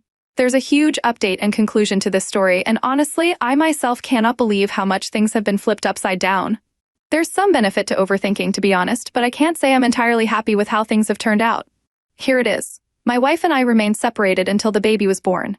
It was very bittersweet for me because I was so overjoyed to finally have my baby in my arms. But I knew that custody would soon start being a problem because that divorce was eventually going to come. I also hated the fact that I always wanted to give my child an amazing, wholesome family, but things were going to be split from the very start. That part felt like crap. However, there was a bit of a truce in the early stages, and I was able to come and see my daughter anytime that I wanted to, which I really appreciated. She was so beautiful, and I really think that there's nothing quite like the feeling of holding your first child in your arms. My wife and I never really discussed the situation with one another, but I sort of felt like it was hanging in the air. I guess it was going to come up eventually when the euphoria of our child wore off. I think it was when our child was about to turn one that she eventually served me with papers. Honestly, it came out of nowhere. The topic never came back up for discussion. It felt like she waited until a moment when I was feeling at peace and off guard before she hit me with that, and it was brutal. I don't know if I can express how much it hurts to know that you won't be in the life of a child that you desired so badly as much as you want to be in that child's life. Imagine needing to fight over holidays and weekends and all that kind of crap. I was not looking forward to that at all, and I was imagining the effect that it was potentially going to have on my child at a point. Here's where things change up. I had taken a passive role in taking care of my daughter, because simply setting foot in my sister-in-law's house, where my wife and my daughter were living, always had me being treated like a serial killer. Everyone was always so hostile towards me, and I felt like I deserved it, but it honestly was not easy for me to deal with at all. I still powered through all of that because I needed to see my girl, and that was what mattered to me more than anything else. Fortunately for me, there came a weekend where my wife wanted to attend a wedding in a nearby city, and I volunteered to have my daughter stay with me for the day. She fought against it pretty hard, but since her sister would be going to the same wedding, they knew it was convenient to keep her with me. I wasn't going to kidnap her or do anything rash, so they eventually gave in to my request. This was the first time I had been left alone for an extended period of time with my daughter, and as I looked at her, all my overthinking came back to me.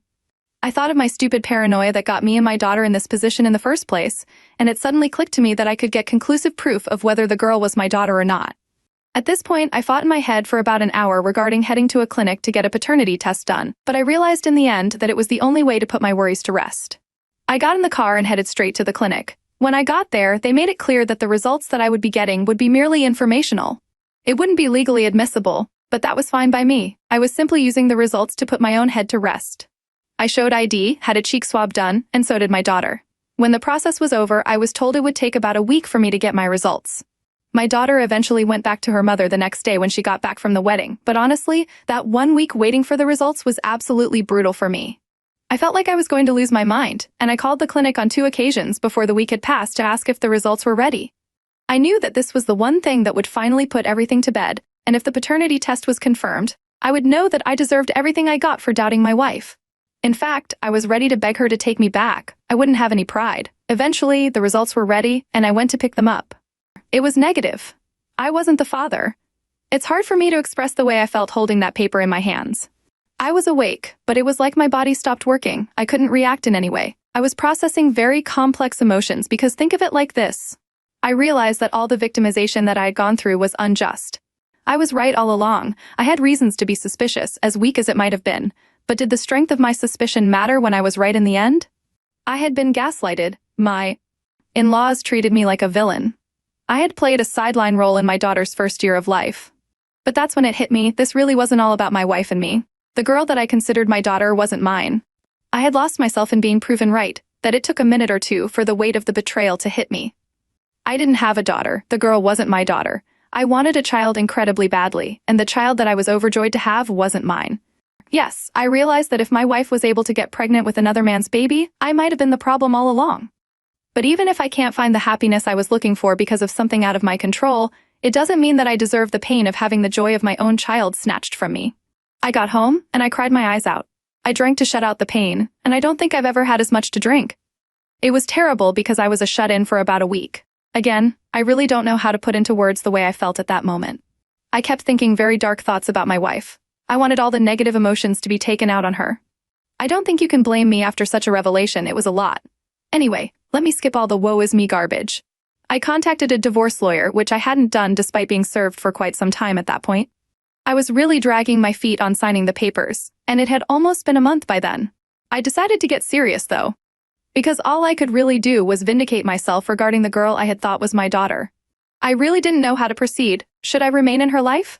I had fallen in love with her, and while many of you might say there's no point in raising another man's child, it really is easier said than done. When it was time to get into this entire divorce song and dance, I already knew things weren't going to be easy. My wife and her lawyer must have thought they'd be going in to present me as an insecure man who accused his wife of cheating multiple times, but they had no idea that I had something up my sleeve. My lawyer submitted a petition to the court for a legal paternity test to be done, and I saw my wife freeze on hearing that. Her face will forever be frozen in my mind, and it made me incredibly happy to see that, especially when my lawyer gave a little hint that an informational test might have been done prior to lead to this request. The look my wife gave me was like she wanted to leap across the table and throttle me. All I could do in that moment was smile at her because I felt like I had won. To be honest, I was in the kind of situation where I couldn't truly win, but this was the best I could get, seeing her know that I know. Her lawyer tried to fight the request, but only so much, because if you're so confident that you weren't sleeping around, there wouldn't be any reason to so vehemently fight a paternity test request. She gave her consent, and so did I, and eventually, our daughter was taken for a sample to be collected, and another sample was taken for me at an accredited facility. Needless to say, it was the same, I wasn't the father. It hurt almost as much as the first time, because I had secretly hoped that the test was going to show something different. She literally could not meet my eyes after that point. After everything, all the gaslighting, I was made to feel like a crappy partner for accusing her of infidelity. And maybe I am for that, but I was clearly very right to. The entire divorce was to follow up on her gaslighting and probably to cover up her tracks. Well, it was going to come anyway with this revelation, so I guess the head start didn't hurt. There were more than enough text messages from me showing how she had nearly made me lose my mind, calling me crazy and insulting me for accusing her of such. I had the texts from all of my in-laws too. I was turned into some kind of pariah, but now it was clear that I didn't deserve to go through all of that. The judgment at the end of everything? Absolutely nothing for her. The judge was very sympathetic and said that if the child had been mine, he likely would have awarded at least child support. But I had no legal responsibility for that, and he couldn't do anything that would seem to potentially reward her sleazy behavior. I was tempted to let her keep the car that she had, which was in my name, but I really couldn't do that, not after everything. She had family, they'd support her, but this was a woman that had no house, no car to her name, nothing substantial in the form of finances. Now she had a baby too. Things were suddenly a lot less cushy than they had been some years ago. As for the girl I thought was my daughter, she wasn't 2 years old by the time everything concluded, and it wasn't a decision I took lightly, but I had to let her go. It hurt like hell, and it still does, thinking of how I was betrayed into finally thinking that I had a child I desired so much. But I realized that her remaining in my life would be a constant reminder of that pain, even if I chose to adopt her as my own. I know there might be a lot of people who disagree with me doing this, but the child's real father is out there somewhere, and hopefully he'll step up to the plate. I've never figured out who she had the child with. I kind of assume it was the Ryan guy I saw her texting with, but I can never be sure, and I am eager to close that chapter of my life. Once the divorce was finalized, I made sure to send an image of the paternity test to every single person who knew my ex-wife closely. And I added a very tasteful text message for all of the in-laws who had come for my throat. Honestly, I'm glad that everything is over now. I don't feel like I really won, but I'm glad to come out on the other end of everything having proven myself right. I didn't have to live a life that was a lie, and perhaps I can find someone who will be a lot better for me in the end. Who knows? There is the satisfaction of knowing that my ex-wife will basically be starting her life from square one. But I think she deserves that.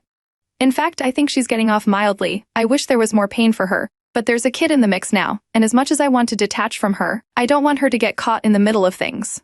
But anyway, a big thank you to everyone for sticking around. I'm glad to be at the end of this journey, and all I can say is to always trust your gut. When something seems off, it isn't really worth it when you feel like you might be right and you beat yourself up over it. I'm glad I followed my gut because I finally feel free now, and it's the first time I've felt just a little bit good in a long time. After a year of emotional gymnastics, you finally get the DNA test results you've been sweating bullets over, and what do you find? Surprise, surprise, you're not the father. Not content with just dropping the paternity bombshell, you decide to go full-on avenge of the betrayed mode. You unleash the fury of 1,000 scorned lovers upon your ex-wife and her unsuspecting in-laws, serving up those DNA test results like a piping hot dish of revenge. Ah, you gotta love it. But hey, at least you can rest easy knowing you've finally proven yourself right, because nothing says victory like being vindicated in the eyes of your ex's entire social circle, am I right? Here's to trusting your gut, even when it leads you down the darkest, most twisted paths imaginable. Cheers, buddy, you've earned it. Sorry for your luck, Opie. What do you make of this? Let us know below, and thank you for joining us today. Be sure to like and subscribe, and hit the notification bell so you don't miss out on our next video. See you next time! My wife, a 37-year-old woman, started a new job 4.5 months ago and made some new friends. I, a 36-year-old man, didn't like her new friends much. They were strong feminists, often seeing themselves as wounded persons and being very socially conscious. They were the kind of women who'd get upset whether you held the door open for them or didn't. It felt like a lose-lose situation. At first I didn't take it seriously, but over the past 2 months, I noticed troubling changes in my wife's behavior. We've been married for 11 years and have 2 children, a 10-year-old girl and an 8-year-old boy. things got progressively worse. She began accusing me of various things, like being inherently evil due to the historical oppression of women by men. It was absurd. I tried to stay patient, but these arguments often ended with me saying something like, "I haven't done anything wrong to you. The only thing I'm guilty of is loving you." It usually left her quiet, but the next day, she'd start the same arguments with different points. Around 5 weeks ago, I had a strong gut feeling that something was seriously wrong. She started coming home late without letting me know, and I couldn't reach her on the phone. She would be distant and cold, even when sober. The next day, she'd dismiss my concerns, accusing me of being controlling and reading too much into things. This happened a few times. I tried to check her phone but couldn't find concrete evidence, although I suspected she'd deleted many messages. I found a conversation with one of her new friends discussing the idea of an open relationship, which confirmed my suspicions of her cheating. My wife said she wanted to discuss this on the second Monday of December, with the kids at their grandparents' for Christmas. We were supposed to join them later, so she brought up the topic over breakfast as if it were a sudden thought, asking about my thoughts on an open relationship. Fortunately, I was prepared. I'd been reading on Reddit and knew there was no saving this marriage. My best outcome was to protect myself and our children. From here on, it was about self-preservation and safeguarding the kids. I didn't raise my voice. I just asked direct questions. She'd been confident until she saw the seriousness on my face. Me. Who is he? She. What do you mean? Me. Don't play dumb. If you want to talk honestly, let's do it. If you can't be honest, what's the point? She. What do you mean, me? Me. If you lie, we can't have this conversation about our relationship. I can tell you're hiding something. So who's the guy you're involved with? She. I'm not. Me. Don't lie. You've shattered my trust. Be honest or we divorce. No arguments, just divorce. Do you understand? She. I understand. She confessed to 2 one-night stands with married men and then revealed she planned to sleep with a colleague from work. She believed it was best for her, and I had no right to control her. I asked about the colleague and got his name and his wife's name. She claimed their relationship was open. She also suggested setting me up with her friends, one of whom was eager. I declined, and I asked for her phone, which she showed me how to unlock. While she was in the bathroom, I locked myself in my office, which panicked her. I used recovery software to find deleted messages and installed a spy app online. When I came out, I gave her the phone and told her to leave. She argued, but I responded with single-word answers. She showed no remorse. Throughout this, she yelled that I was controlling, perpetuating the historical oppression of women, and not truly loving her. Her friends reassured her, saying I wouldn't go through with any threats. One of them shared a story of how she had manipulated her ex-husband using such accusations. I've ordered cameras for my house. Now I know I need to record everything. I couldn't believe what I witnessed. I've never threatened her in any way. After that, she started messaging her affair partner to meet up, and they agreed to meet at a hotel, which left me shocked. I went online to find the AP's wife, and it didn't take long. I reached out to her on Facebook and shared all the details, including what was happening at the hotel. She thanked me and hung up. A few hours later, I received a video from her. She went to the motel and confronted them, yelling. This wasn't the first time her husband had cheated, and she expressed her anger.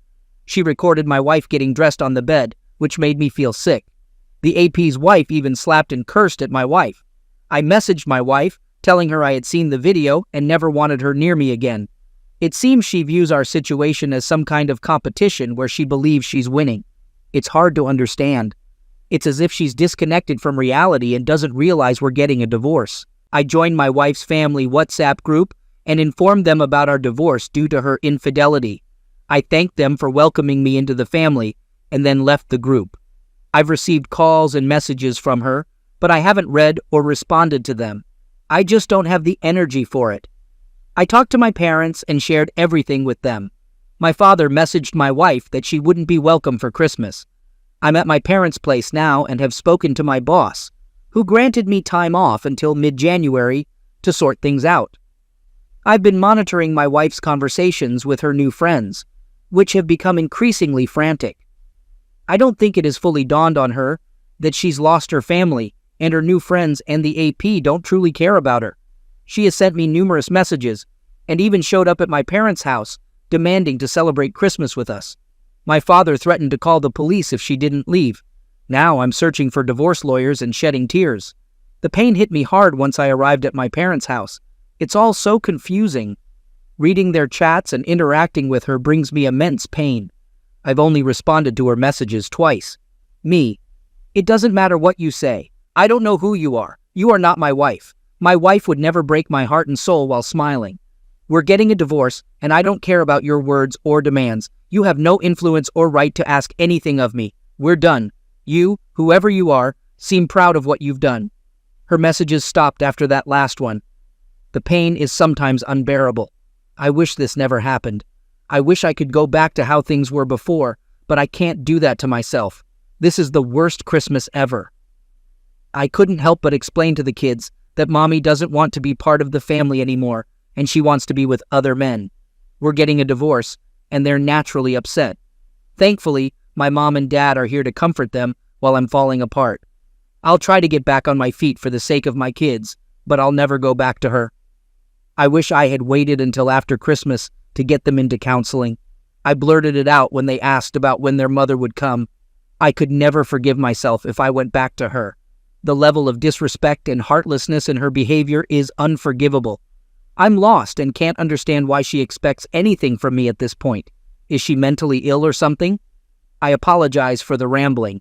I just needed to get this off my chest. What ultimately got to me was when my soon-to-be ex-wife used harsh language to describe how our marriage, and particularly our children, were a burden in her life.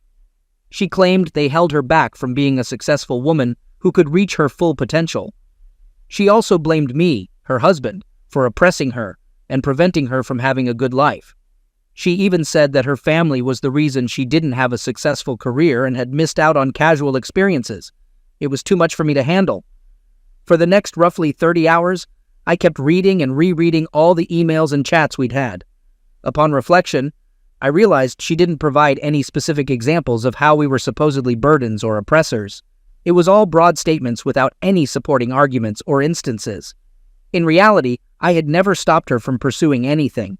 I financially supported almost everything, as her part-time job's minimum wage wouldn't cover much. I had also supported her hobbies, dreams, and aspirations. Even when she took classes and quit them halfway through, I made sure to express my love for her daily and appreciate her contributions to the family. I'd take her out and be there for her whenever she needed me. If this is oppression, then I'd like to experience it, please. But I digress. At some point, while reading, I just passed out. When I woke up, my 3 best friends were in the kitchen with my dad preparing dinner. I've known these guys since childhood. Let's call them Mike, Bob, and Frank. My dad had briefed them on the situation. I broke down again, and I was in a daze until Friday evening. Mike is a military veteran who lost his left arm below the elbow. We supported him during his recovery when his wife left him. Fortunately, they didn't have any children, and Mike later adopted 2 kids and found a wonderful girlfriend. He set up a Zoom call with his counselor, who helped him during his recovery. His insights into my emotional state, even though he specialized in helping amputees, were incredibly helpful. He explained that a significant part of my identity and spiritual self was tied to my role as a husband, and now that part was dead. Similar to an amputee experiencing phantom pain in a missing limb, I would feel phantom pain from the dead part of my identity. We had extensive conversations, and I've been gradually improving since. Bob is an executive at a security company, but he's secretive about his job. I don't know what he does, but he's quite wealthy. Bob contacted a law firm connected to his company, and on Sunday morning I talked to a lawyer I could never afford on my own. Bob, who had been bullied a lot in his youth, assured me not to worry about the legal bill. He would cover it. He was glad to finally repay me for standing up for him when he was bullied. Frank is a teacher at a private school and has 7 children. Yes, you read that right. 7. My kids adore him and his family. Frank has been ensuring my kids are well taken care of while I regain my footing and get everything in order. Yesterday was a very eventful day. It began with an early morning STD screening, which revealed that I had contracted chlamydia from my soon-to-be ex-wife. I'll need another screening in 6 months. My self-pity turned into pure anger upon learning this. I've decided it's time to go all out for full custody and to provide her with nothing if I can manage it. My lawyer managed to locate the ex-husband of my wife's feminist friend who bragged about how she had deceived him. It turned out to be relatively easy through court documents. Talking to him on WhatsApp, he expressed his gratitude and shared the horrors he had endured because of this woman. Now I have a better idea of what to expect from my soon-to-be ex-wife. It was sickening to hear about the experiences he had been through. I'm now ready for a battle after our conversation, preparing for a legal war. I was deeply saddened by his story, as he had been homeless and hadn't seen his kids for 4 years due to his ex-wife's lies. I understand that I'm at a disadvantage as a man in the court system, so I'll ensure I have a mountain of evidence. My lawyer suggested a preemptive move with a restraining order, given her negative and aggressive comments about males in general, especially for the sake of our son. Growing up in a household with a parent openly hostile toward males is undeniably damaging, which is why I'm pursuing full custody. I've informed my lawyer to proceed, and she's expecting to serve the restraining order. Today, I had a Zoom call with my soon-to-be ex-wife. Keep in mind that she hasn't reached out to me or anyone since the argument at my dad's house. It's clear she doesn't care about any of us. The call was incredibly strange. She had dolled up with a revealing outfit, trying to look her absolute best. I haven't seen her make such an effort in years. Throughout our conversation, she attempted to provoke me into an argument, but I managed to stay composed. My lawyer had given me guidance on what to discuss. It's considered positive if both parties make an effort for an amicable divorce before going for a contested one. I was recording the conversation, and I even referred to her as my soon-to-be ex-wife, which she lived up to. She started with a bizarre statement about different types of male anatomy, discussing how they change when erect or not. I couldn't believe she began a conversation with such a topic. Then she mentioned her excitement about the end of current restrictions to explore this further in person. I responded by saying I wasn't interested in her hobbies and that I wanted to focus on our divorce. Her hostility became evident when I didn't react as she had hoped. At one point, she claimed to be going to the bathroom and muted herself. I observed as she discussed what to do with me with her friends, cursing me solely because I'm a man. Several times during the call, I had a strange feeling that she treated this as a game, where she was in control, and I had no choice but to go along with whatever she wanted. We made no progress on our divorce, so I concluded that we were heading for a contested divorce. By the way, I contracted chlamydia from you, and unlike you, I haven't been involved with anyone else. You should get yourself to a clinic. She frowned at me, not believing my words. I have no idea what's going on with her, and at this point, I no longer care. I shared the recording with my lawyer, and she was quite surprised. Everyone thinks my wife's behavior is irrational, and perhaps it is. Since I own her phone and the subscription, I can use the chat logs in court. It's entirely legal for me to monitor my own device. After our call, there was a frantic discussion among her friends, but I no longer care about what they discuss. My lawyer is confident that we'll win this case unless there's something I haven't disclosed. So here we are. It still hurts, but I can see it as phantom pain. I've stopped feeling sorry for myself and am now taking a proactive approach. No holds barred. I need to protect myself and my kids.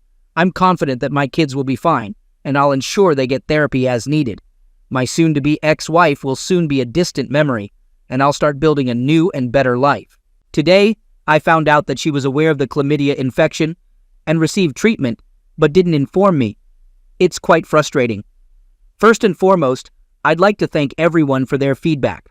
Some people see me as strong or somehow winning in this situation, but I can see that my anger shines through when I may seem defiant and confident. The truth is, I'm not. I wish this had never happened. I wish my family was still intact, and I had a simple, comfortable life ahead with my wife. No one is a winner here as the kids grow and begin their own lives. My wife's behavior has left me no choice, and there's no turning back at this point. I desperately wish this situation hadn't been necessary. I can never trust her again, and every night I cry myself to sleep, both for my own loss and the fact that my children will grow up in a broken home. It's also heartbreaking that my children no longer have a functional relationship with their mother. How do you answer a child's question like, "Why doesn't mommy want to see me anymore? Doesn't she love me?" If anyone has an answer, please let me know, because I certainly don't. Every day, I wake up and tell myself that my heart is already broken into so many pieces that it can't possibly break any further, only to be proven wrong daily. My wife still doesn't know that I can monitor her communications, or she doesn't care. She is 100% convinced that I will never leave her, and that my reaction to her behavior is entirely unjustified. She continues to speak negatively about me, our marriage, and our children to her friends. I don't understand why she despises us so much. We haven't done any of the things she accuses us of doing to her friends.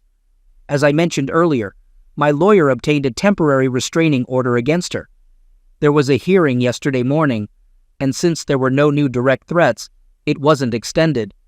My lawyer suggested using her knowingly infecting me with chlamydia as leverage to try to negotiate an uncontested divorce. I wish we could part ways through a reasonable process. I hate that I have to see her as an adversary and anticipate the worst possible outcome. If she wanted to leave me, I would have been able to accept it. Why is she pushing me into this highly adversarial process? Why does she seem determined to cause as much misuse as possible to the people who once cared about her? What could she possibly gain from all this? I would appreciate any insights into this, as it just doesn't make sense to me. If we end up in court, I might have to pay her a lump sum for our house's equity, but I probably won't be responsible for alimony. Since she doesn't show any interest in the kids, I'm hopeful about winning custody if it goes to court. My lawyer suggested we try to achieve an amicable divorce, and I agreed. We plan to meet with my soon-to-be ex-wife and her representative, hopefully this week.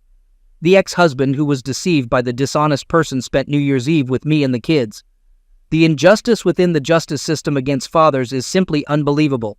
I no longer have any illusions about receiving a fair process if we go to court. His ex lied extensively, and the court took her word as fact without any evidence. He has barely seen his children since. He's been forced to pay unreasonable amounts of alimony and child support, which has taken a toll on him. He even considered ending his life. With the new evidence he received from me, he now has renewed hope. We both discussed it with my lawyer, and she recommended that he hold on to the evidence until the meeting with my wife and her counsel. If he takes action now, it will reveal that we have access to their communications. My lawyer's primary goal is to facilitate our divorce as quickly and smoothly as possible. Right now, I simply hope I can distance myself from my soon-to-be ex-wife. If she decides to fight, it could drag on for a long time, and it's causing me a lot of stress.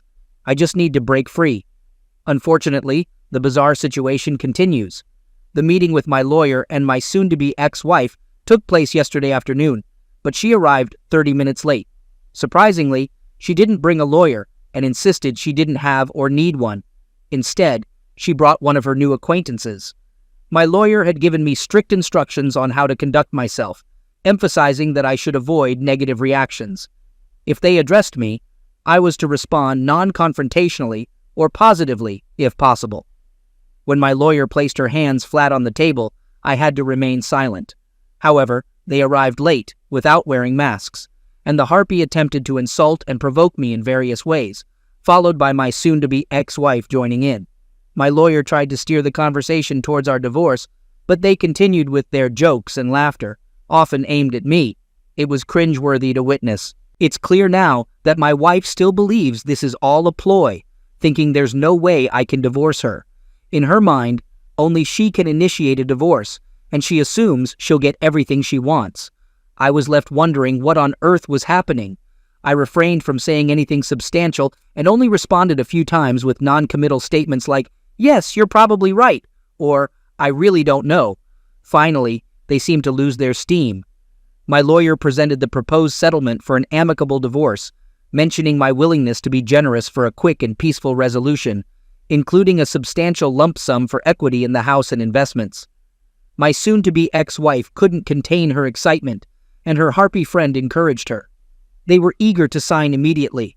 My lawyer, on the other hand, repeatedly suggested going over the rest of the agreement, but my soon-to-be ex-wife was adamant about signing right away, even discussing when she'd receive the money and their plans for the pub.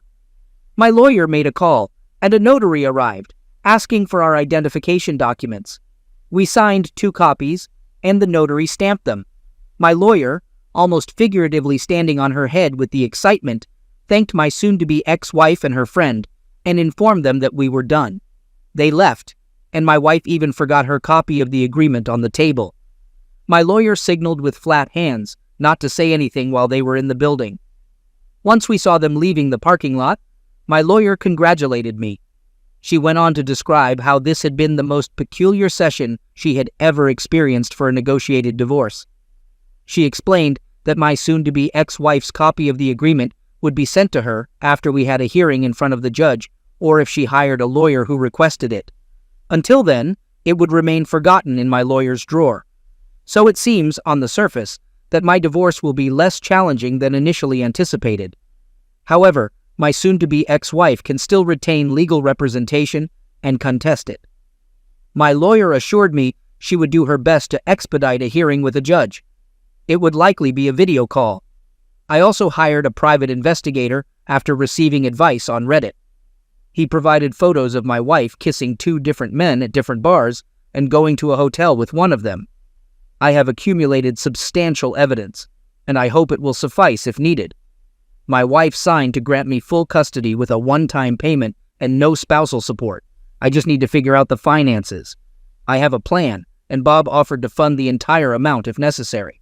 My lawyer advised me to keep a low profile, continue paying for everything as usual, and avoid stirring the plant in any way. I'm advised not to communicate with anyone we both know and to remain patient until the hearing.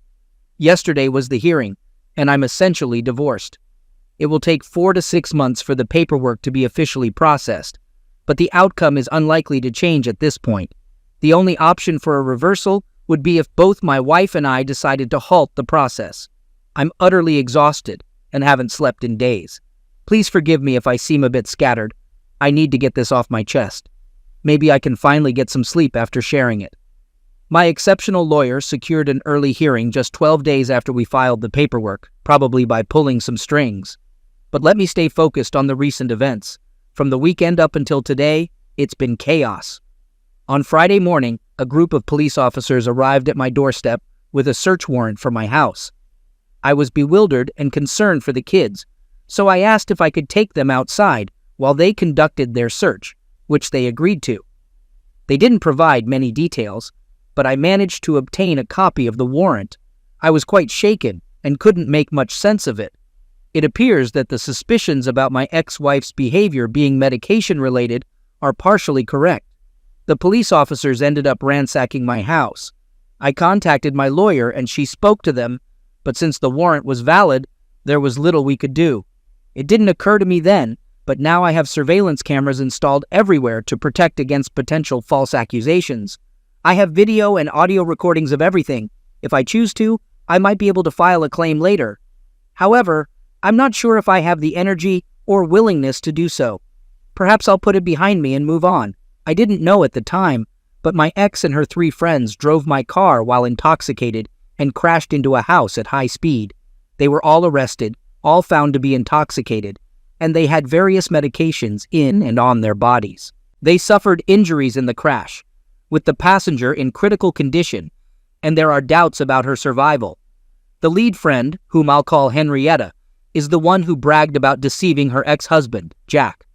Jack and I have become good friends, and I'll get back to him. Fortunately, the police didn't find anything during their search. I provided a statement indicating that my ex no longer resides at my house. She lives with her parents. I'm uncertain about her current activities. No, I didn't give Henrietta permission to use my car. Upon returning to my house, I broke down. It was utterly devastated and in disarray. It was the final straw. The only thought that crossed my mind was to call my dad, who brought me and the kids to stay with my mom. My dad rallied a group of 26 friends and family members who cleaned and repaired my entire house while I sat on the back porch, emotionally drained, consuming my mom's comforting food. They restored everything, from every room to clothes, dishes, furniture, even addressing minor issues like loose door handles. It's now the cleanest it has ever been. They went above and beyond for me, and I'm not sure how I can ever repay their kindness. Over the weekend, I shifted from despair to feeling much better, thanks to them. The cops discovered more medication at Henrietta's house, where her boyfriend wasn't present. There was no babysitter either, just the kids left unattended. Child Protective Services, CPS, intervened, and Jack won temporary emergency custody on Saturday. He presented chat logs to the judge, along with evidence of abandonment and an excessive amount of medications, leading to him gaining custody without much difficulty. Jack is ecstatic. He had seen very little of his children over the past 5 years. He had been raising funds to fight Henrietta in court when this situation unfolded. To make the custody permanent, he still has to go through a court process. But the children are in good hands at this point. Many believe that Henrietta will face significant jail time if her critically injured friend doesn't survive. Afterward, Jack plans to pursue child support and compensation for Henrietta's actions, although he isn't overly optimistic about the latter. He mainly wants to be with his kids and ensure they have a good life, as it's evident that Henrietta has been negligent in caring for them.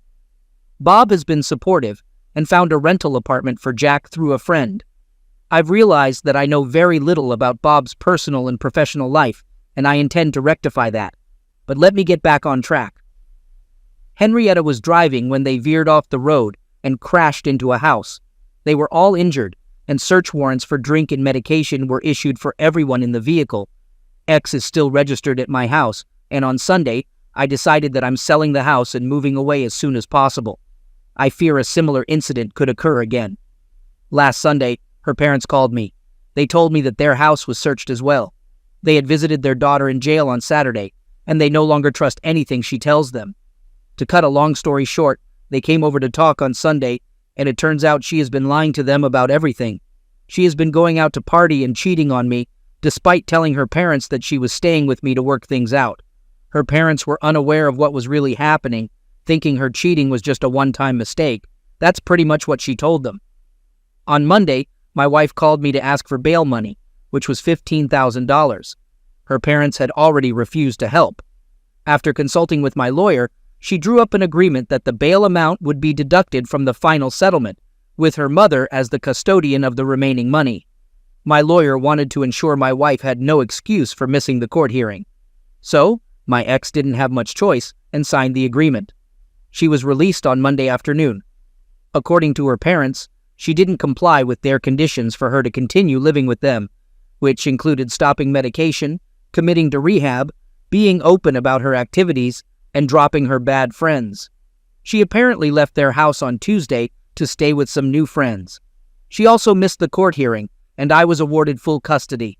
The settlement was based on our agreement and was completed in just 30 minutes. It'll take 4 to 6 months for all the paperwork to be processed, but in reality, it's a done deal. There's not much that can be done to change it. Now, let's fast forward to today. I couldn't sleep. Everyone congratulated me as if I had won a major victory, but it doesn't feel that way at all. I still love my wife, even though I know our relationship is over. She used to be my best friend and soulmate until recently. Even though my love for her has been severely damaged, it's still there and it hurts a lot. There are no winners here. I lose, my wife loses, and my kids lose. It's hard to find the right words. It's like being asked to celebrate after losing both of my legs. People congratulate me as if I've saved half a kneecap while losing both legs. So I can't sleep, and when I do, I'm plagued by terrible nightmares that wake me up covered in sweat. I'm venting a bit here. Apologies for that. Anyway, today I got a call from the hospital that my ex is hospitalized. I'm still her emergency contact, and she's still on my health insurance.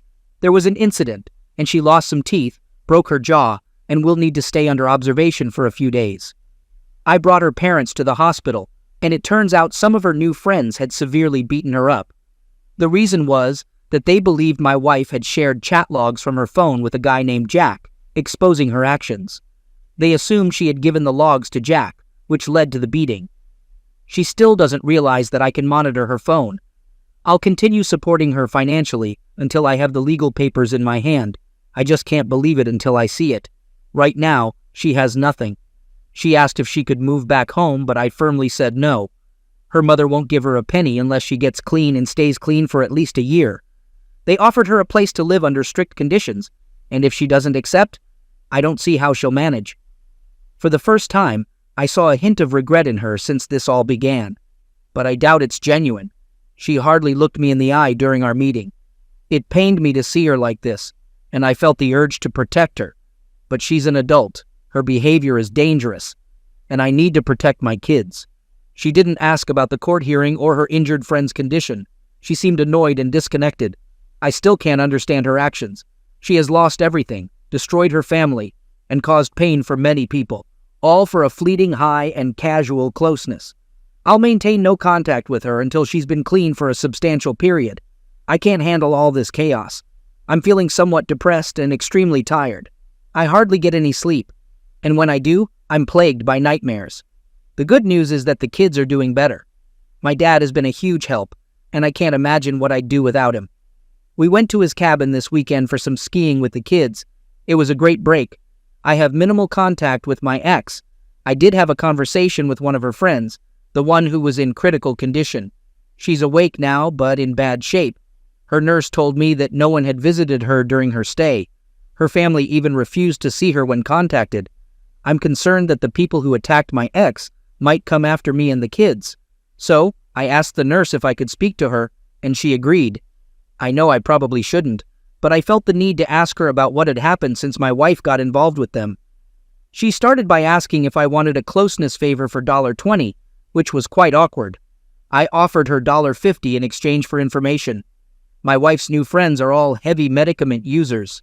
Henrietta convinced my wife to try medicaments and party with them, selling closeness favors to fund their weakness.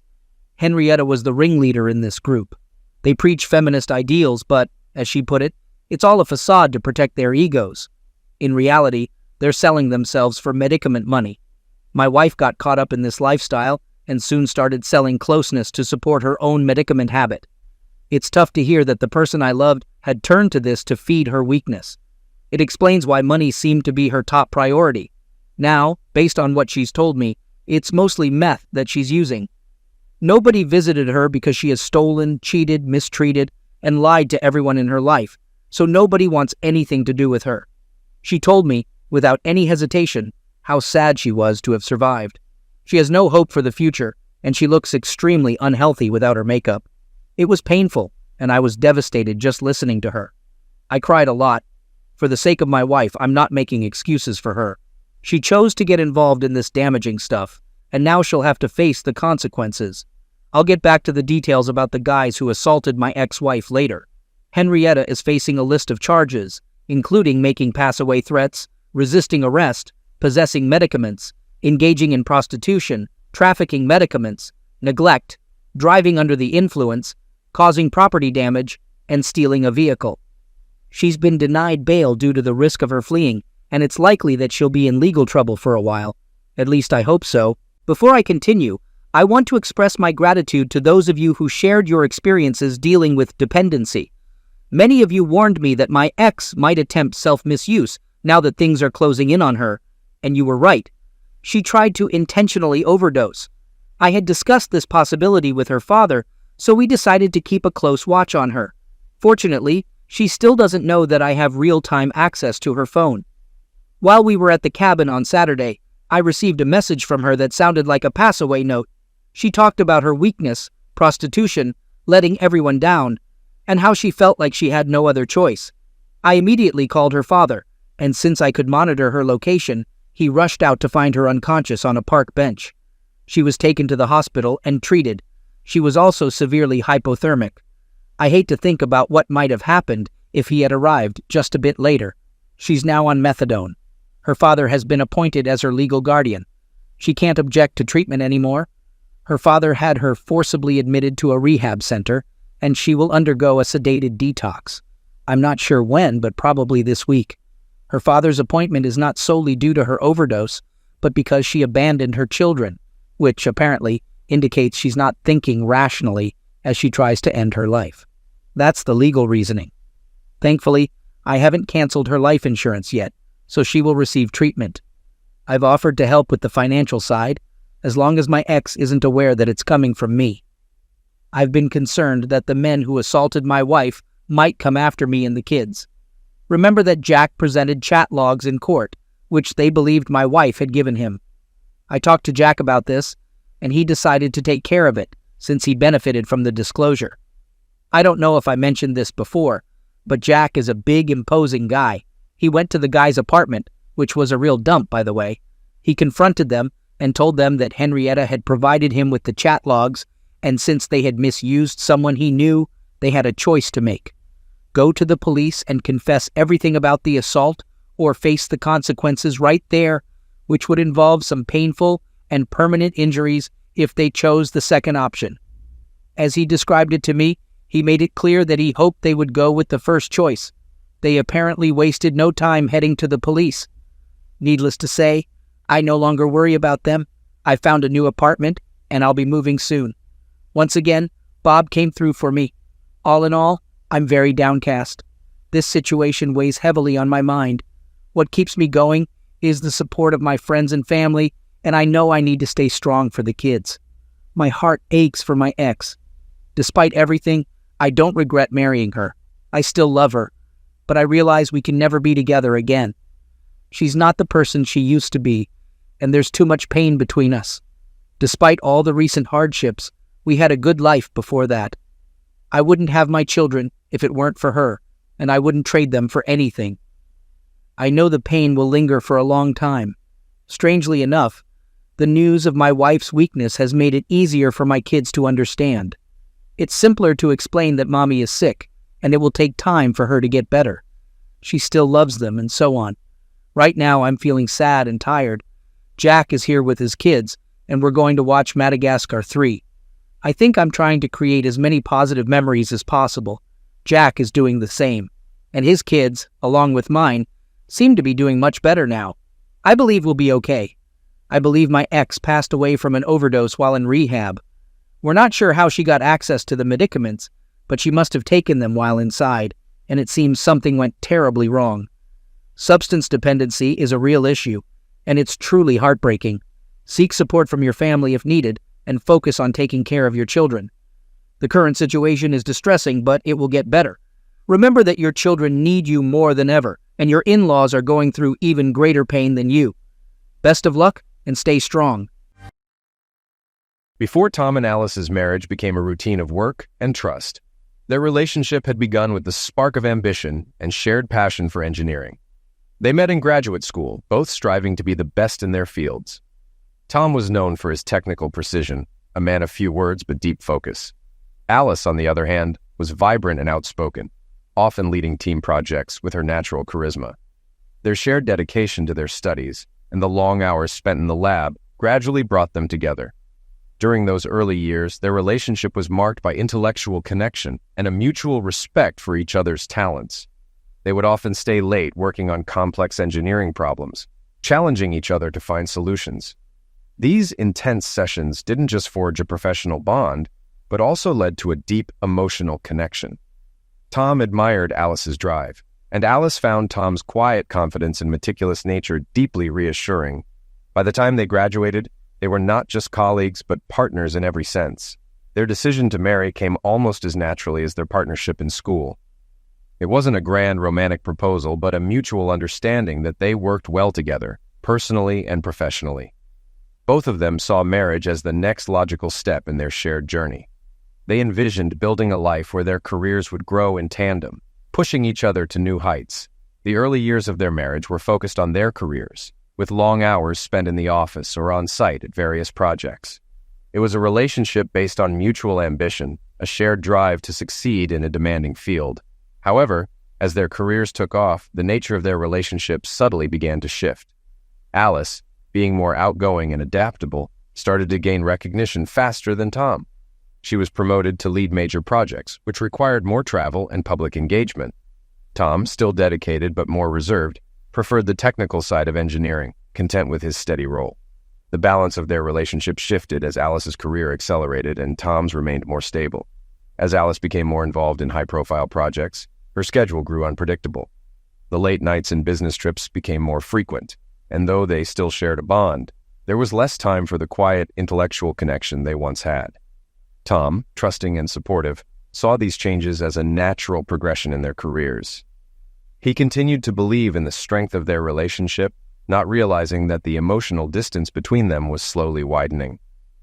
Looking back, Tom could see that the seeds of their future troubles had been planted in those early days. What had begun as a partnership of equals had gradually shifted into something more unbalanced, with Alice's career and ambitions overshadowing the bond they had once shared. But Tom, ever the logical thinker, brushed aside any concerns, trusting that their shared history and respect would keep them together. Tom had always lived a life of carefully planned routines. As an engineer, he took pride in being precise and organized, both at work and in his personal life.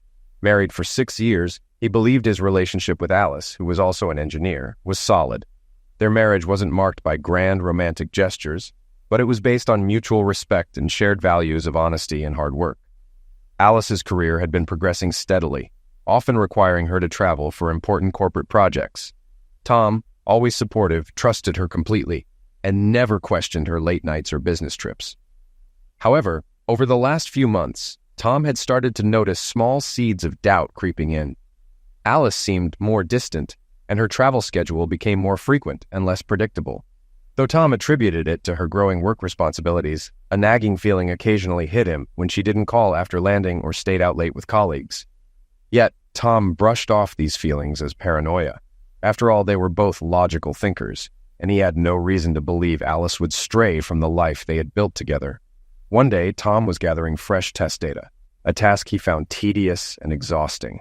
It was a necessary part of the work he and his team had been doing to develop the test vehicle over the past month. Whether he liked it or not, Tom had to compile and analyze the data. His phone buzzed with a notification, briefly flashing a message, but he ignored it at first. Several minutes passed before he took a break and checked his phone. The text was from an unknown number, local but unfamiliar. Initially, he thought about deleting it as spam, but reconsidered, thinking it might be from someone on his team whose number he hadn't saved. He clicked on the message, and what he saw confused him at first. A sexual image appeared on his phone, an explicit photo. He read the accompanying message carefully. "You still have time at Bradley's 18. He reread it, chuckling slightly, thinking it was a case of a wrong number, but just as he was about to delete it, he took another look at the photo, and his heart stopped. There, barely noticeable at first, was a small mole on the woman's left leg. That tiny mole belonged to Alice, his wife of 6 years. In disbelief, Tom stared at the photo, hoping to find something that would prove him wrong. But the more he looked, the more convinced he became that this was indeed an incriminating image of Alice. He read the message again. Bradley's was a local bar, but it wasn't one Alice had ever mentioned. It was in the next town over. Why was she at Bradley's at 6 p.m. when she was supposed to be on her way to Boston for a big proposal? Her team had flown in earlier that day, preparing for a presentation scheduled for Monday. Alice was one of the team leaders, so of course she had to be there for the preparations. It was 5:15 p.m. Alice was supposed to have landed in Boston at 4:30. She usually called once she landed, but Tom figured she was likely busy gathering the team and their gear, heading to the hotel. He considered calling her, but decided to respond to the mysterious message first. Nothing clever, just what was expected. "Who is this? Where did you get this photo? Should I meet you at Bradley's?" He began packing his things for the day and made up his mind to go to Bradley's. He needed answers. He texted Alice. "How was the flight? I'm going to grab something to eat. Call me when you're free." His plan was to lay low and figure out what was going on. As he was walking to his car, his phone beeped again. Thinking it was Alice, he checked, but it was another message from the unknown sender. "I'll be there, but I'm sure you'll find someone more interesting than me." His head started spinning. He pulled up maps on his phone and quickly walked to his car. It was a 30-minute drive to Bradley's, and it was now 5:40 p.m., meaning he would arrive just after 6. He had no idea how time-sensitive this situation was, so he decided to head straight there and hope he arrived in time to confront whoever had sent the messages. As he drove, his phone rang again. This time, it was Alice. "Crazy day with the team. I'll call you before bed. Love you." Tom didn't think much of it. Their conversation could wait. He was far more focused on the meeting at Bradley's and how this stranger had obtained such personal information about his wife. His heart pounded as he pulled into the parking lot at 6:12 p.m. The sender hadn't given any specific details on who he was supposed to meet, so Tom assumed that whoever wanted to meet him knew who he was and would make contact. But the line about someone more interesting worried him the most. The sender clearly knew something Tom didn't, and it felt like a trap. But there was no other way to figure it out. The photograph had unsettled him deeply. He trusted Alice fully, and their relationship had been great. At least, that's what he thought. But now, there was only one way for someone to have gotten that picture of his wife. And in 5 minutes, he was going to find out. The weight of what might be the final answer filled him with dread. He stepped inside, scanning the dimly lit pub. Unfamiliar with the place, he paused by the door to survey the scene. In front of him was a large dining area, and to the left, a bar. He walked over to the bar, found a seat at the far end, and sat down. The bartender, just finishing up with a well-dressed customer, approached Tom to take his order. Tom asked for a draft beer and turned to observe the dining area. His gaze locked onto a man who had just placed his order and was crossing the room toward a table filled with smiling people. Then, Tom saw exactly what the mysterious messages had been hinting at. Alice was sitting at the table, accepting a drink from the well-dressed man, smiling and looking stunning in a little black dress and pearls. He was running on autopilot. Without hesitation, he stood up and walked straight to the table where Alice was sitting. He was just 2 steps away when she noticed him, her expression shifting from a bright smile to one of fear. Tom didn't stop. He reached the table, grabbed the well-dressed man by the hair with his left hand, yanking him back sharply. The man dropped his drinks and stumbled, crying out in pain as Tom pulled him past. Tom released his grip and prepared to punch, but the man's backward fall was too quick, sending him to the floor before Tom could land a blow. Tom took a step forward and recognized him. "Don't get up," Pete said. "I'm serious." Pete, who had been dressed sharply just moments before, now lay at Tom's feet in a disheveled, drink-soaked heap. He nodded, not daring to move or speak. Tom glanced back at Alice. The whole table sat in stunned silence. He recognized several faces, members of Alice's team who had been over to his house for meals and gatherings. Maybe loyalty to the team outweighed loyalty to a spouse, he thought. But someone here knew the truth and had chosen to tell him. He considered finding out who, but only for a moment, then decided it didn't matter. "I'm going home. If you want any chance of saving our marriage, you'll come home now," Tom said. Alice nodded and began to stand, but he raised his hand. "Give me a minute to leave first." Before walking out, he turned to Betty Wilson, seated next to Bob Thornton. "Betty, Bill thinks you're in Boston too. Bob, does Hannah know about this?" They both averted their eyes, unable to meet his gaze or answer the question. Is the whole team really sleeping with each other? He wondered. Unfortunately, he now knew at least one of them was. The drive home was a blur, and Tom found himself in his driveway without remembering how he got there. Almost automatically, he went inside, grabbed a beer from the fridge, and sat down in the living room. He knew Bill Wilson and Hannah Thornton, but he didn't recognize the other 2 couples. 4 couples total. He thought about calling Bob or Hannah, but decided he didn't want to talk. He didn't know much, but one thing was clear. Betty and Bob had been lying. He decided to text them instead. He quickly sent a message to both. "Just heard from Alice. Who? Looks like the team's travel plans have changed. Better check in for updates."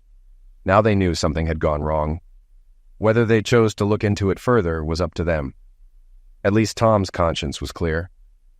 About 20 minutes later, he heard the garage door open as Alice pulled in.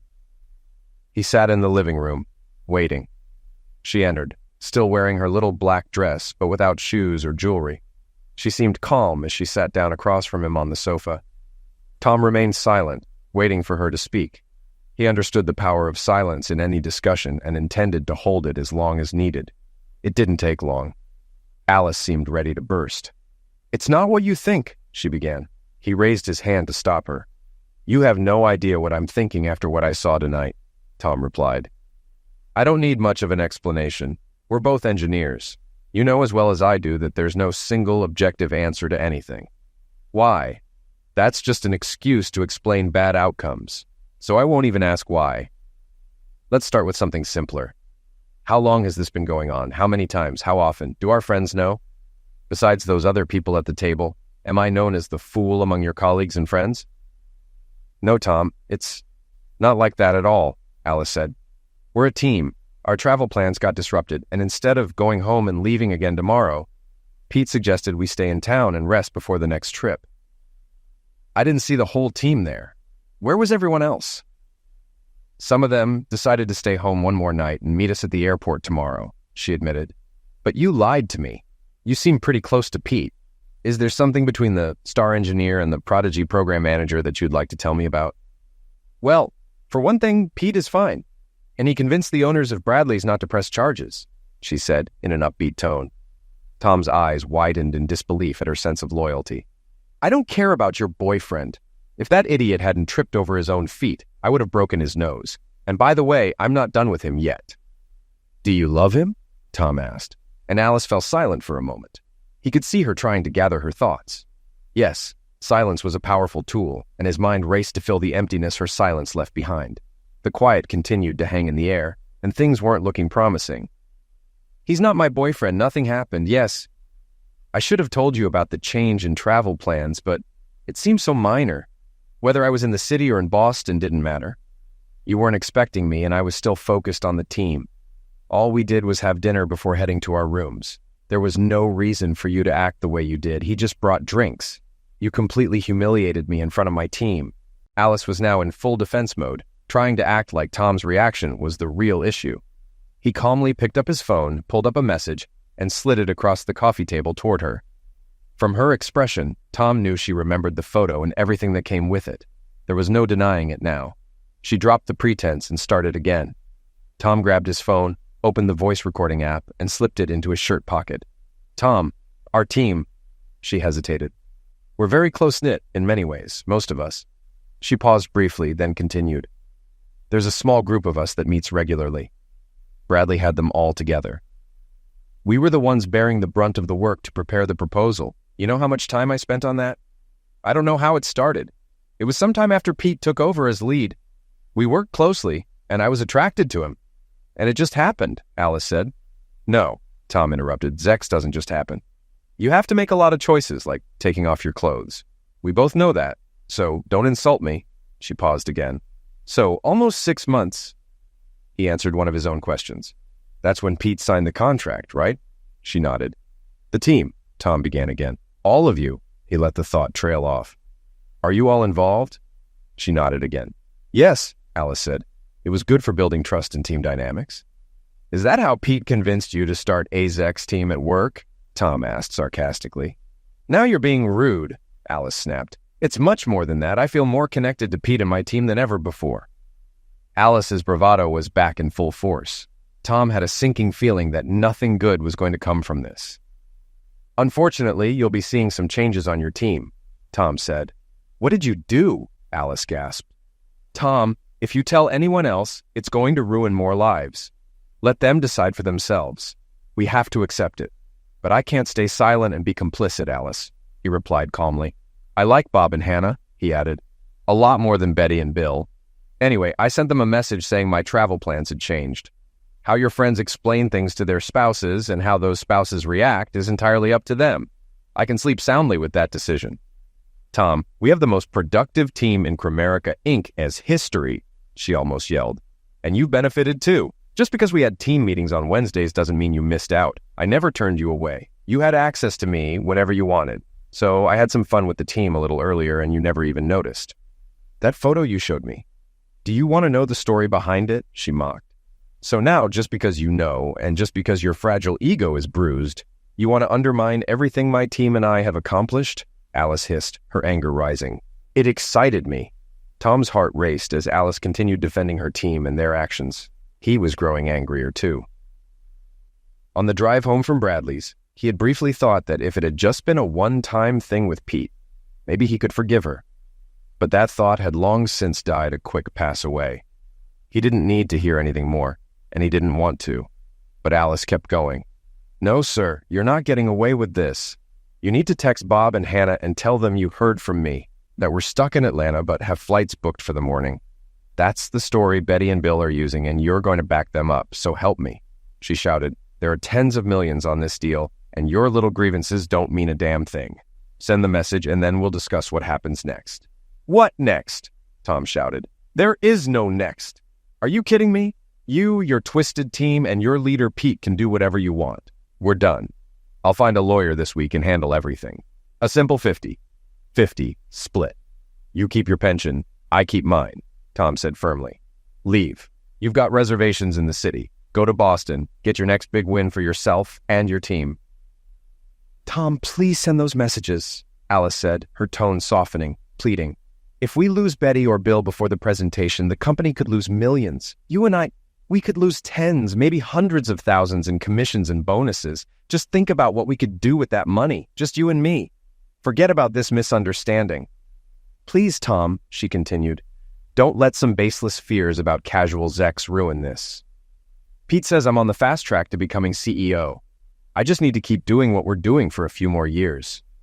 Don't you want that for me? For us? Alice, just go away.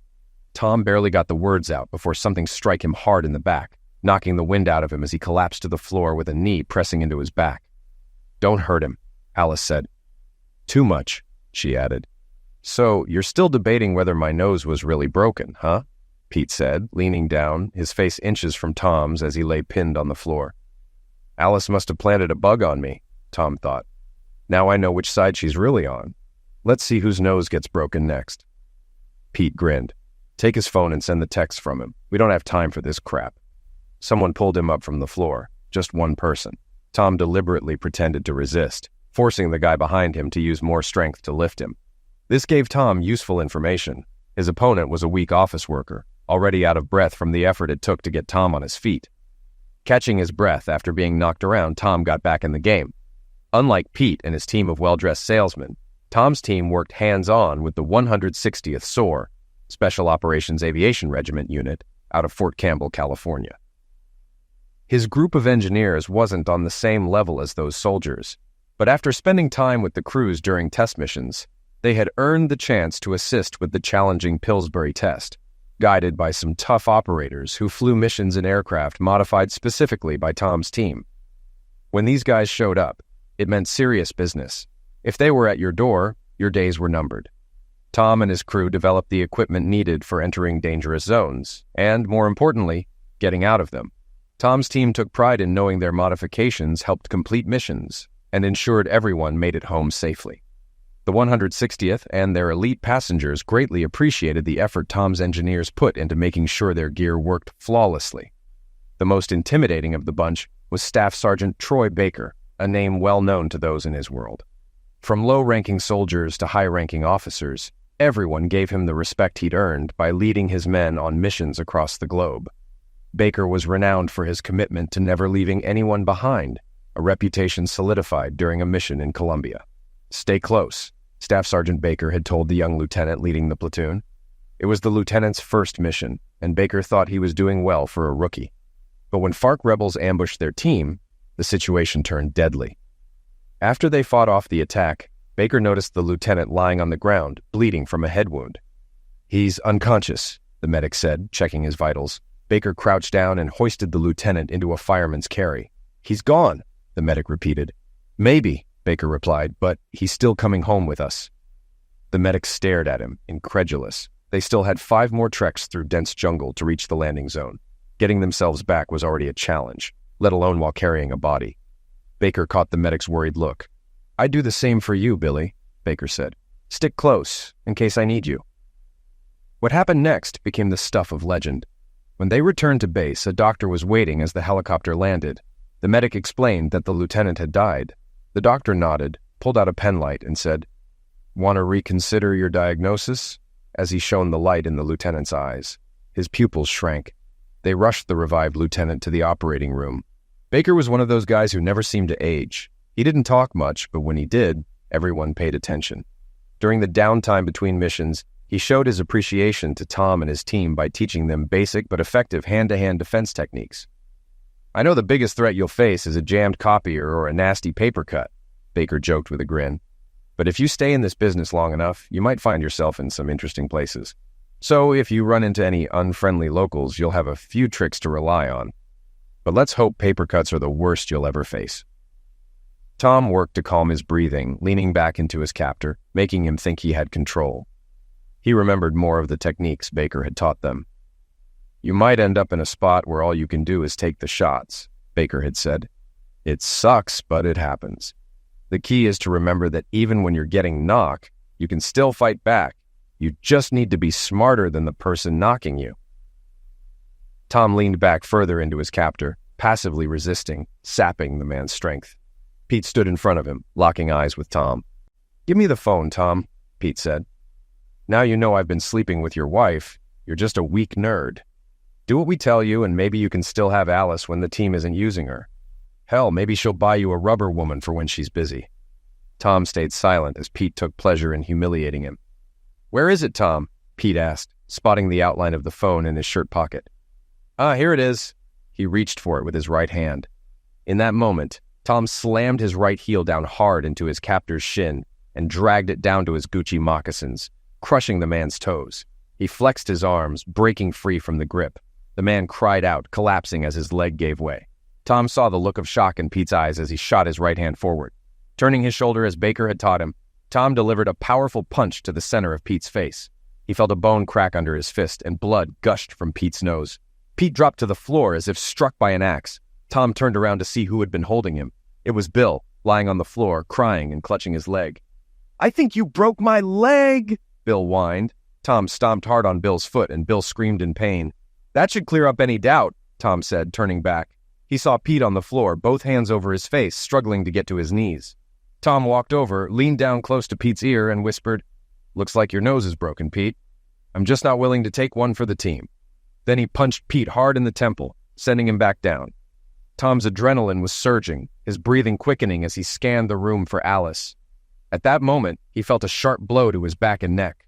Dropping to one knee, he spun around, ready to face another attack. He looked up to see Alice holding a cast-iron frying pan. "Tom, we can still fix this," she said, panicked. "Think about the money you're about to throw away. I'll stop all the extra Zex. It'll just be you and me, like it used to be." Rubbing the back of his head, Tom was stunned by how quickly Alice shifted from one version of herself to another. For a moment, he thought of the alien from John Carpenter's The Thing, how it constantly changed shape to adapt to new threats. The thought made him smile. Alice misread his smile as agreement and moved to hug him. Tom steadied her with his left hand. After a brief pause, he raised his right hand and punched her square in the nose, not hard enough to knock her out, but hard enough to break the bone. Alice screamed and collapsed onto the floor. "It hurts, doesn't it?" Tom said. "Your eyes are watering, you can't see, you can't breathe, and there's blood everywhere. Works every time." "Why did you touch me?" she cried. "Because I could," Tom replied. Tom's phone was still on and recording. While not all of the evidence worked in his favor, he felt he had enough to justify his actions. He quickly surveyed the room, recalling what Staff Sergeant Baker had once told him. "Decide when you can act, and don't move until the time is right. But once you do, give it your all, and don't stop until no one else is moving but you."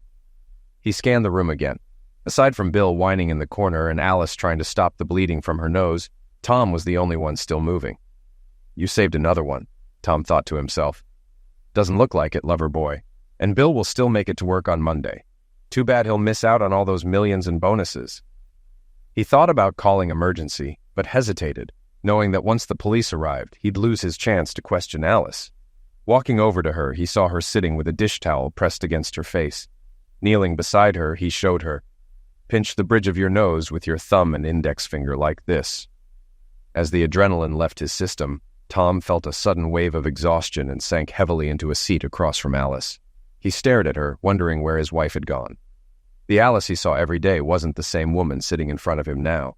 How had she managed to deceive him for so long and so completely? "Was it worth it?" Tom asked. Alice shook her head. "It could have been," she said, her voice strained. "If you had just agreed. We were so close. After Monday, I'd be heading to the executive suite. This will set me back, but I can fix it. It'll just take time."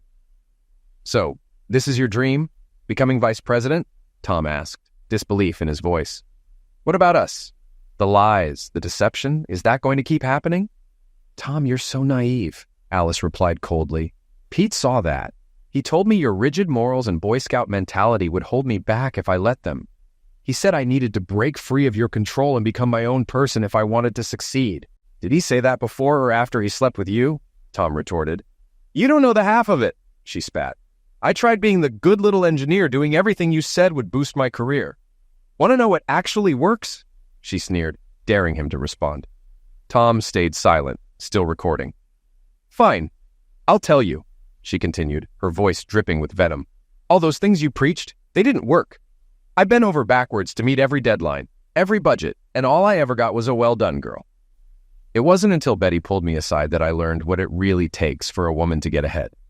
Trust me, Tom, using Zex to climb the ladder works, and it's a lot easier and more fun." "So this started before Pete?" Tom asked quietly. "For a smart guy, you're pretty slow," Alice scoffed. "It started at the Christmas party the year after I joined Crimerica. That's when I slept with Art for the first time. I've never looked back." Tom's face twisted in disbelief. Wait, you've been sleeping with Art? Art Vanderlei? He asked, incredulous. Yes, Tom. Art, Pete, Bill, and anyone else on the team who can help my career. Hell, even now if you think you've figured it all out. We told Art where we were headed before coming here. He's gathering the team and giving them a cover story about our absence. They'll move forward without us, but the extra effort we put in with their purchasing managers will pay off. Do I even want to hear this? Tom thought, but curiosity pushed him. Extra effort? He prompted. Alice smiled darkly. You've always been proactive, Tom. Well, at the bidders conference, it was easy with the men, but we had to get a little more creative with Brenda, the woman on the selection committee. It's funny, I can even seduce a woman, but I had to bring Pete in to seal the deal. Tom's face remained unreadable as Alice continued. If we factor in the promises we made about collaborating after the contract is signed, the committee is perfectly aligned, Alice said. So, if everything was set, why did you and Pete resort to force to get here? Tom asked. It was Pete's idea, Alice admitted with a shrug. Pretty stupid, really.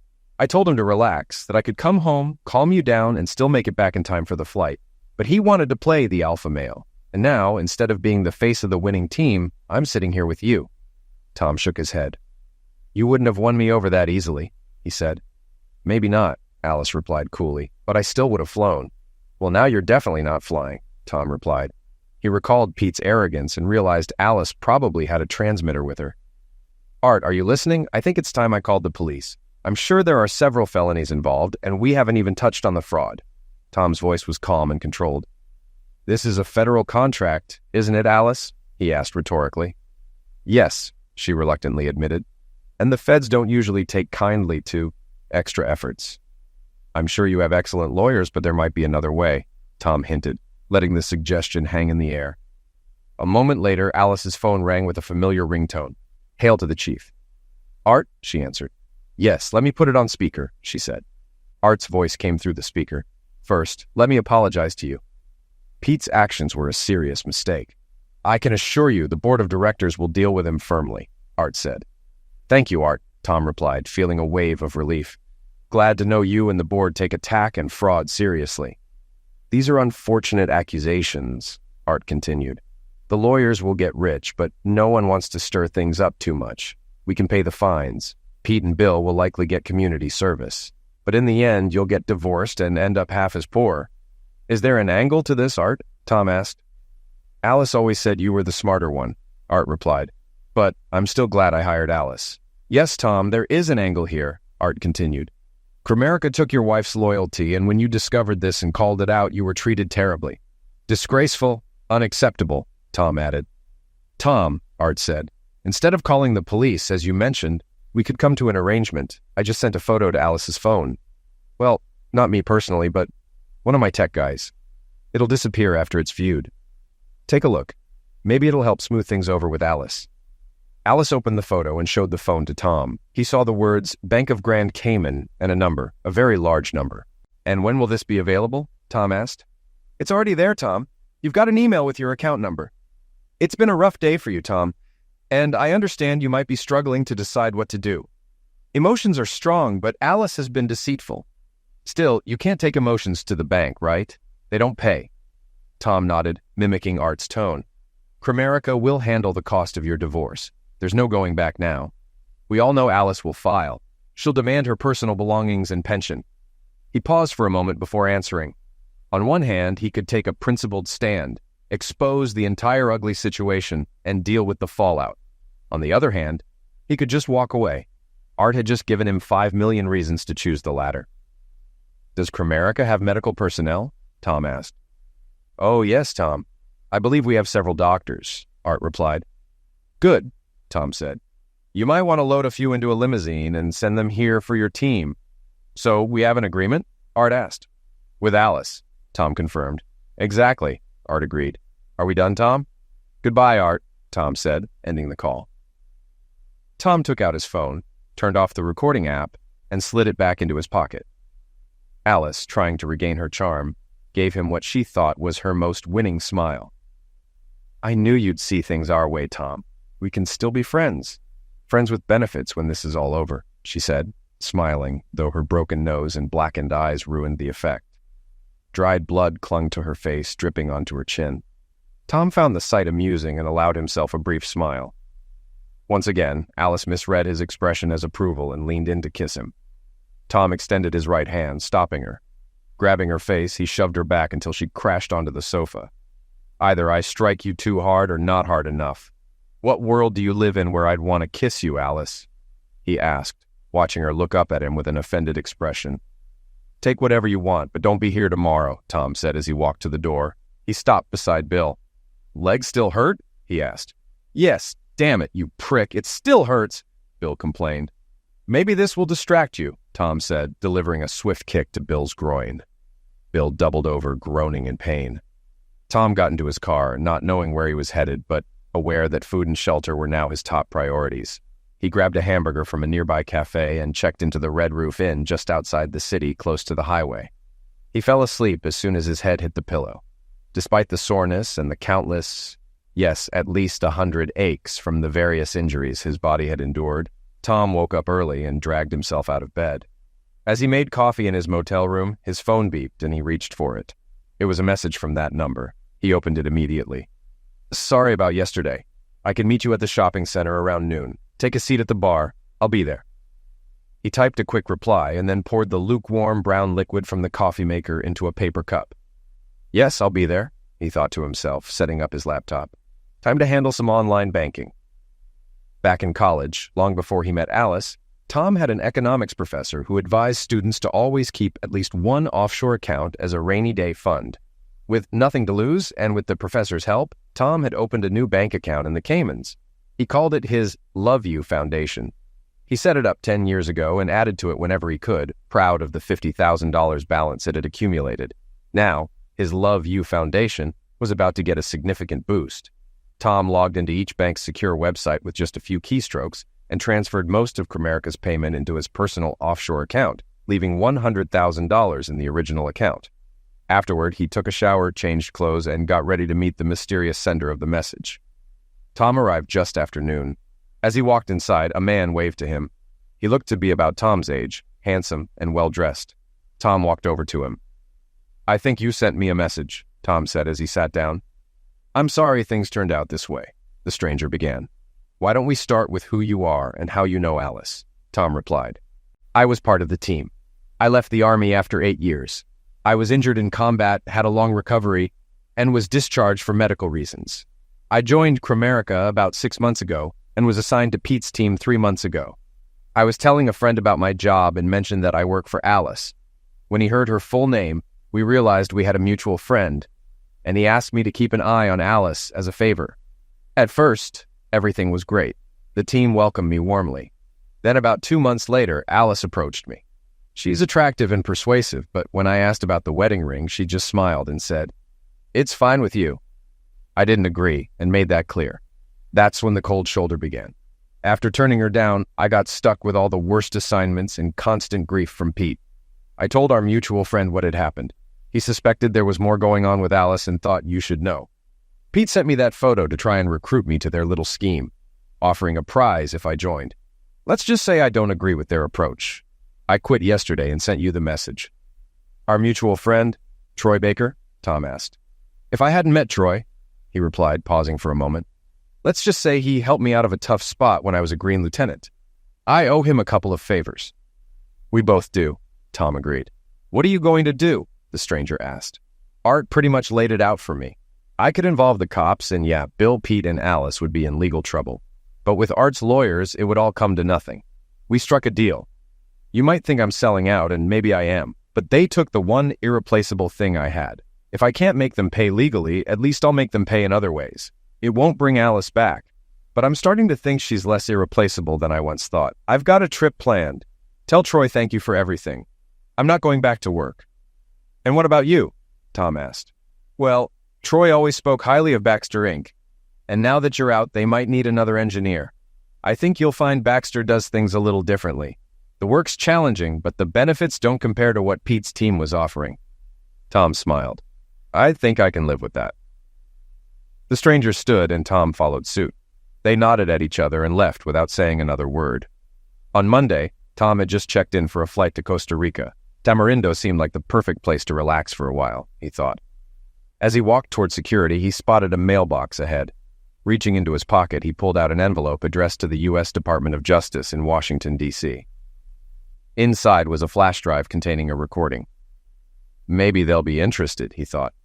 Who knows, maybe Art's lawyers aren't as good as he thinks. He dropped the envelope into the mailbox and continued toward the security line. 9 months later, Tom sat at his usual table in a cafe. Anna, as lovely as always, brought him his cerveza. "Thank you, dear," he said, raising the bottle to his lips. He had just received some mail and was still holding the envelope in his hands. There was no return address, and he wondered who had tracked him down. While he hadn't taken extreme steps to stay hidden, finding him in a small town on the Pacific coast of northern Costa Rica required more resources than the average person had. His first thought was that Art's people had located him. He let the envelope sit at home for 2 days. He was sure it wasn't a bomb, but he couldn't be too cautious. "Carlos?" Tom called to the cafe owner. "Do you have a knife?" "Si, Mr. Tom," Carlos replied. Tom handed him the envelope and stepped back. You can never be too careful, he thought as Carlos opened it. Carlos passed the opened envelope back to Tom, and Tom thanked him. After another sip of his beer, he turned the envelope upside down. A few sheets of paper fell onto the table. He picked up the note. "Thought you might be interested," it read, with no signature, just a phone number, the same number. Troy would have the resources to find me, he thought. I can live with this. He flipped over another sheet of paper. It was a copy of a newspaper article with a photograph showing Pete, Bill, Alice, and Betty being led out of the Cromerica building in handcuffs. The headline read, 4 accused of multi-million-dollar procurement fraud. Tom smiled. Maybe Art's lawyers aren't what he thought, he mused, a habit he had picked up since his Spanish was weak and English wasn't widely spoken around him. He liked hearing English, even if it was just his own voice. "Anna, another beer, please," he called, holding out his empty bottle. "Sigh, Mr. Tom." "Thank you, Anna," he said, accepting the beer, taking a sip, and gazing out at the deep blue Pacific Ocean. 9 months had passed since Tom had last set foot in the world of high-pressure engineering and corporate scandals. Costa Rica had become his sanctuary, a place where he could piece together a semblance of a peaceful life after the chaos that had turned his world upside down. The quiet rhythms of the small coastal town provided the contrast he needed to the frenetic pace of his former life. Tom had found solace in simplicity. Days were filled with the warm tropical air and the sound of waves crashing against the shore, while nights offered nothing but the soothing lull of distant tides and the occasional laughter of locals enjoying the sunset. He hadn't touched a drafting board or a computer monitor since he left, and he wasn't planning on it anytime soon. The betrayal that had shattered his trust in Alice and his colleagues was now a distant memory, one that resurfaced only in the occasional dream or when a news story reminded him of corporate greed. He had cut ties with Cromerica, packed away his engineering past, and closed that chapter with the knowledge that, sometimes, justice was not won in the courtroom, but in the quiet victories of a peaceful life. But, as peaceful as it was, something lingered. There was a loose end that never quite settled, something left unresolved.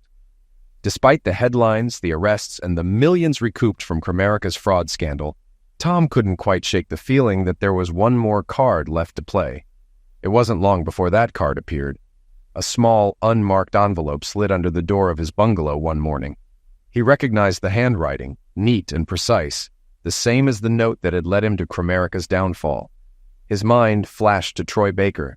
The envelope contained another flash drive, a single piece of paper, and a simple message. "Thought you might want to see this." Tom's heart raced as he stared at the drive. He debated with himself for a long moment, standing by the open door with the salty breeze from the ocean swirling around him. He could throw it away, keep walking forward, and never look back. But his curiosity got the better of him. Plugging the flash drive into his old laptop, he opened the file. It was a video. Grainy at first, then clearing into focus. Tom's breath caught. The scene was unmistakable. A corporate office, tall windows framing a skyline that Tom recognized all too well. Alice was there, standing next to Art Vanderlee, speaking to a small group of executives. She was poised, confident, and smiling that same disarming smile she had once used to charm him. But what followed was far more than business as usual. Art began outlining a plan, a scheme even more elaborate than the fraud they had already been accused of. This wasn't about millions, it was about billions. The contracts they had manipulated were just the beginning, a small piece of a much larger puzzle. Art and Alice were plotting their next move, one that would place them at the helm of a global tech conglomerate with unchecked power. Tom sat back in his chair, the weight of realization sinking in. They hadn't been stopped, not really. Alice, Pete, and the rest may have been temporarily caught, but the machinery was still turning, their plans still in motion. His gut twisted, knowing that while they had paid a price, it wasn't nearly enough. Their ambitions were far from over. He watched the video again, this time focusing on Alice. She had always been ambitious, but this was something else. Her moral compass had shifted so far that there was no turning back. And Tom knew, with a sudden clarity, that walking away wasn't an option anymore. Costa Rica had been a retreat, but it wasn't the end of the road. As much as he had wanted to leave it all behind, this was his fight.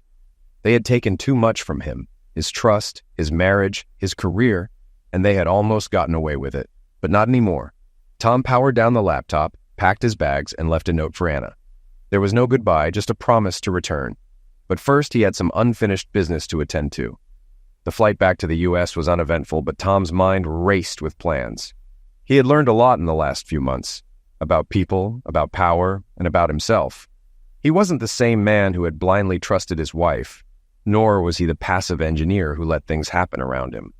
This time, he was going to be the one pulling the strings. He would use the information Troy had given him, but he wouldn't go straight to the authorities. He needed leverage, a way to dismantle the entire operation without risking his own neck. He'd learned the hard way that the corporate world wasn't about justice, it was about survival. And this time, he was going to survive on his own terms. As the plane descended into the familiar skyline of his former life, Tom smiled to himself. Alice, Art, and the rest of them had no idea what was coming. They thought they had won, but they had underestimated him, just like they had underestimated the power of someone with nothing left to lose. This time, it wasn't about money or revenge. It was about making sure they never hurt anyone else again. And as Tom stepped off the plane, he knew one thing for certain.